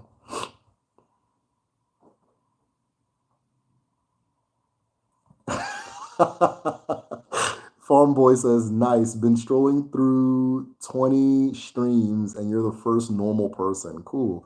I'm here talking about spirits and stuff, so it's cool that you see that as normal. So but yeah. The internet's wild. Makes sense. All right. Who teaches Ifa. Says that traits you admire in others you also possess. Yes. There's a reason that thing resonates with you. There's a reason that thing resonates with you. I remember when we used to play Power Rangers when I was little. I wanted to be the Blue Ranger. Everybody would be like, why would you be that dork? One, I'm a dork. That's a given, right? I am the Blue Ranger, right? And two, I respected the fact that anytime things got like bad, they would always go to him and he had the solution. Like he's the one that knew what was going on, right? But he never tried to like impose himself or anything like that. He was just like, that kind of thing. Like he was really the leader, if you think about it. He was really the leader. There's just a guy that, he's the leader, that kind of thing. So I was like, I like this guy, man. He's smart and all that stuff. All my favorite musicians kind of have a thing that I like. All my favorite, movies have a thing in it that resonates with me and so on and so forth. And as I move through life, I see that I have those traits as well, right? That kind of thing. Yeah. The reason it resonates with you is because it's yours as well. Dalumazi. I just used the bird dove for my aja. It was for Ijawele and for my prayer. Thank you for answering. I'll love if you do a video on types of aja. Okay, cool. Yeah, I can do a video on that. I'm in America, so you have. I'm in America, so if you talk about killing animals, they start to sweat. I'm saying this as I'm sweating. Yeah, if you talk about killing animals in America, people freak out. What do you mean you killed a chicken? And then go to KFC and eat. And they think it comes from like a tree or something. And they're always trying to go to war with people. Right? Like I'm trying to go to Vietnam. Oh, we're gonna fight these. Like, bro, you literally can't watch a dog die. Like, what the like what of course you're gonna have PTSD. Like, but yeah. I can do a video on that, but I have to be really careful with some subjects because of the country I'm in, the laws and all that stuff. They take those things very seriously. They don't think chickens get killed. They just think that the fried chicken just shows up. But yeah, it's not a bad idea. I wish you well. I hope that your Aja um, manifests what it's called to do. Ijama. Can you curl them toes for us? No. Is it common for people to see their ancestors that they never met in real life in a dream? Absolutely. So I met my ancestor, how many times removed? 1, 2, 3, 4, 5. I met my ancestor 5 times removed when my grandfather died. And I had a dream where I was called to the home of my ancestor 1, 2 times removed. And because he was famous because he was the first person in our town to build like a 2-story house. He did a whole bunch of stuff. First person to fly an airplane. He was like an innovator. He was, that kind of thing. First person to bring like a modern record player, all that stuff. Yeah. So he has a house that is kind of like a family monument at this point, right? And so it's there, and which was funny because anyways, I'll leave that alone. So I was called by one of my cousins to come up, and that he's calling me. I'm like, okay. And I followed the path that I went there, and I went up the stairs, which the house doesn't have stairs, even though it's 2 stories. I went up the stairs, and he was there, and he was looking at me, and his face was very like complete. Like I knew that it wasn't a person I've met before, but it was very complete. He had traits of like my dad's face, with one of my very, very, very distant uncles, which was weird because the two of them don't get along. But he had like it was like a very complete face. It looked like a real like it wasn't like I knew who I was sitting in front of. He didn't say anything. He looked mean. Like he looked like a man of lesser timber would have woke up at that point, right? And he's just looking at me, and I'm looking at him. And he's looking at me, and I'm looking at him. And then I woke up, and I don't explain it, but like I was dismissed. I felt like I was dismissed. I woke up, and I felt like I was at that point initiated into manhood. That's the best way to explain it, right? At that point, right? I don't know. So, but a lot of things started changing in my life after that point. But yeah, I've absolutely can meet an ancestor who you haven't met in real life. I've done it before. I've definitely done it before. That's where they talk to you at. That's where they talk to you at. I have solid memories of my grandmother that I've never met before she died. Wow, that's powerful. It's believable. Toe curl sounds like fetish. Yeah. It's those hours. Yes, they don't joke with her deities. Is it cool. Where does Black Americans start being the first in the family? Huh? Where does a Black American start being the first in the family? Odenala. With no family history connected to Africa or African culture. One part of family is Caribbean, other from. I mean, you're saying Caribbean and Arkansas. You're not the first. You're not the first. So I promise you've got root workers, hoodoo, practitioners, things like that in your family. Where to start? Oh, that's a big question. That's a big question. We'll start with yourself. Start with what I said earlier about the cola and the altar and all that stuff. Learn how to break the cola, and then lead by example. Right? It's not that you're going to convince your family to join you. They're going to see that this thing is working for you, and then they'll take it a little bit more seriously. Right? It's not by compulsion. Some people get into what they think is African spirituality and just goof off,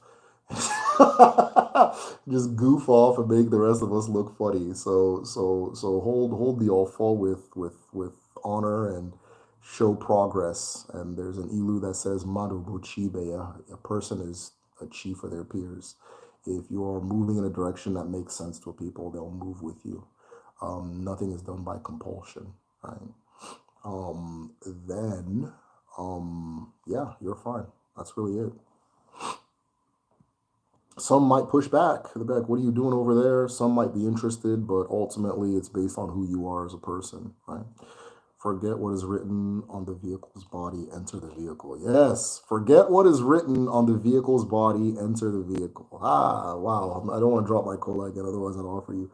Best bet, go to the Caribbean, walk with the land of your forefathers. Absolutely. Meet with the Obe people in the area, learn from them, connect to the creative force. That was a very good answer. Absolutely. And also just learn the names of your ancestors, learn their stories, right? Learn who they are. You'll find out. I'm going to let you know now, you're not the first one that did all these things. Learn the names of the people you come from. Simple as asking your mom, hey, tell me about your mom. Hey, tell me about your dad, if that's an option. Talking to elders, that kind of thing. Just kind of learn who you are, your family history, that kind of thing. It's absolutely the best place to start. Once you start learning those names, everything starts coming together. You kind of start figuring it out. So, don't report my DBO for PETA. Come breaking. Pour some red paint on my ass, man. Yeah. Over foul sacrifice. Now, wow. Yeah, I'm telling you, at home they'll like take the chicken. This one, like if an American saw this, they'd faint. They'll just like break the wings. They'll just break its wings real casual, like snap that real casual while it's still alive. Ah, if an American saw that shit, man, they'd set the whole place on fire. So yeah, they don't like that stuff. They want the animal to be already killed by the time they see it. Do you throw microwave bricks at homeless people? No. My maternal lineage traces to Fulani and Kanuri. Oh, interesting. My 21 and Me says Igbo from my father's side. Oops. Curious about tracing and learning more about the several aspects of my DNA. Yeah, no, those DNA tests are really fascinating. Kanuri, Fulani, and Igbo. I can actually kind of tell you the history of your people. What I can assume is the history. So, because there was a time where there was a big war in the north, and a lot of people rushed to the south from Fulani and Kanuri area, and a lot of them ended up being caught in the slave trade and things like that. So, that's an interesting mix. Those three is an interesting mix, but it reminded me of that time. So maybe there's something there, you know. My ancestor just connected. Is ancestor just connected through bloodline? Yes, absolutely. What about adopted parents? Oh, that's a good question. So adopted parents, once you are adopted, that's your bloodline. That makes sense. Once you're adopted, that's your bloodline. So that's a really good question. Godparents, no, we don't have that in our culture. So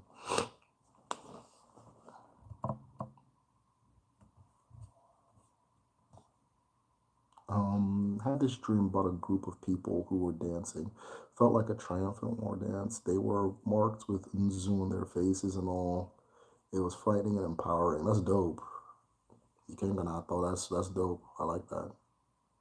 Honestly, I usually stop when the questions stop rolling, but you guys seem like you're gonna keep me up here till midnight. So I might have to wrap it up now. So anybody that I told message me, just message me. If it's whatever you ask me is still important to you, message me. We'll work it out. I'm going to crash. I'm going to go to sleep after this. So my responses are probably going to be late. If you guys have any more questions, let's save it for the next time.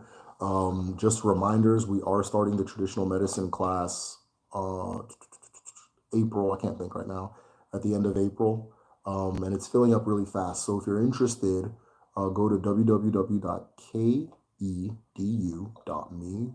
Otherwise, and purchase a seat. If you want to do like a payment plan, I would just join the highest tier on Patreon, which is like $90. And you join that, then you can enter the class. I don't want to say for free because you're paying the 90, but it's like a payment plan. So it's like increments of 90 as opposed to like one big payment of like 345. So big cousin, Grenada, Trinidad is where my mom's from. Ise, Adumma. Cool.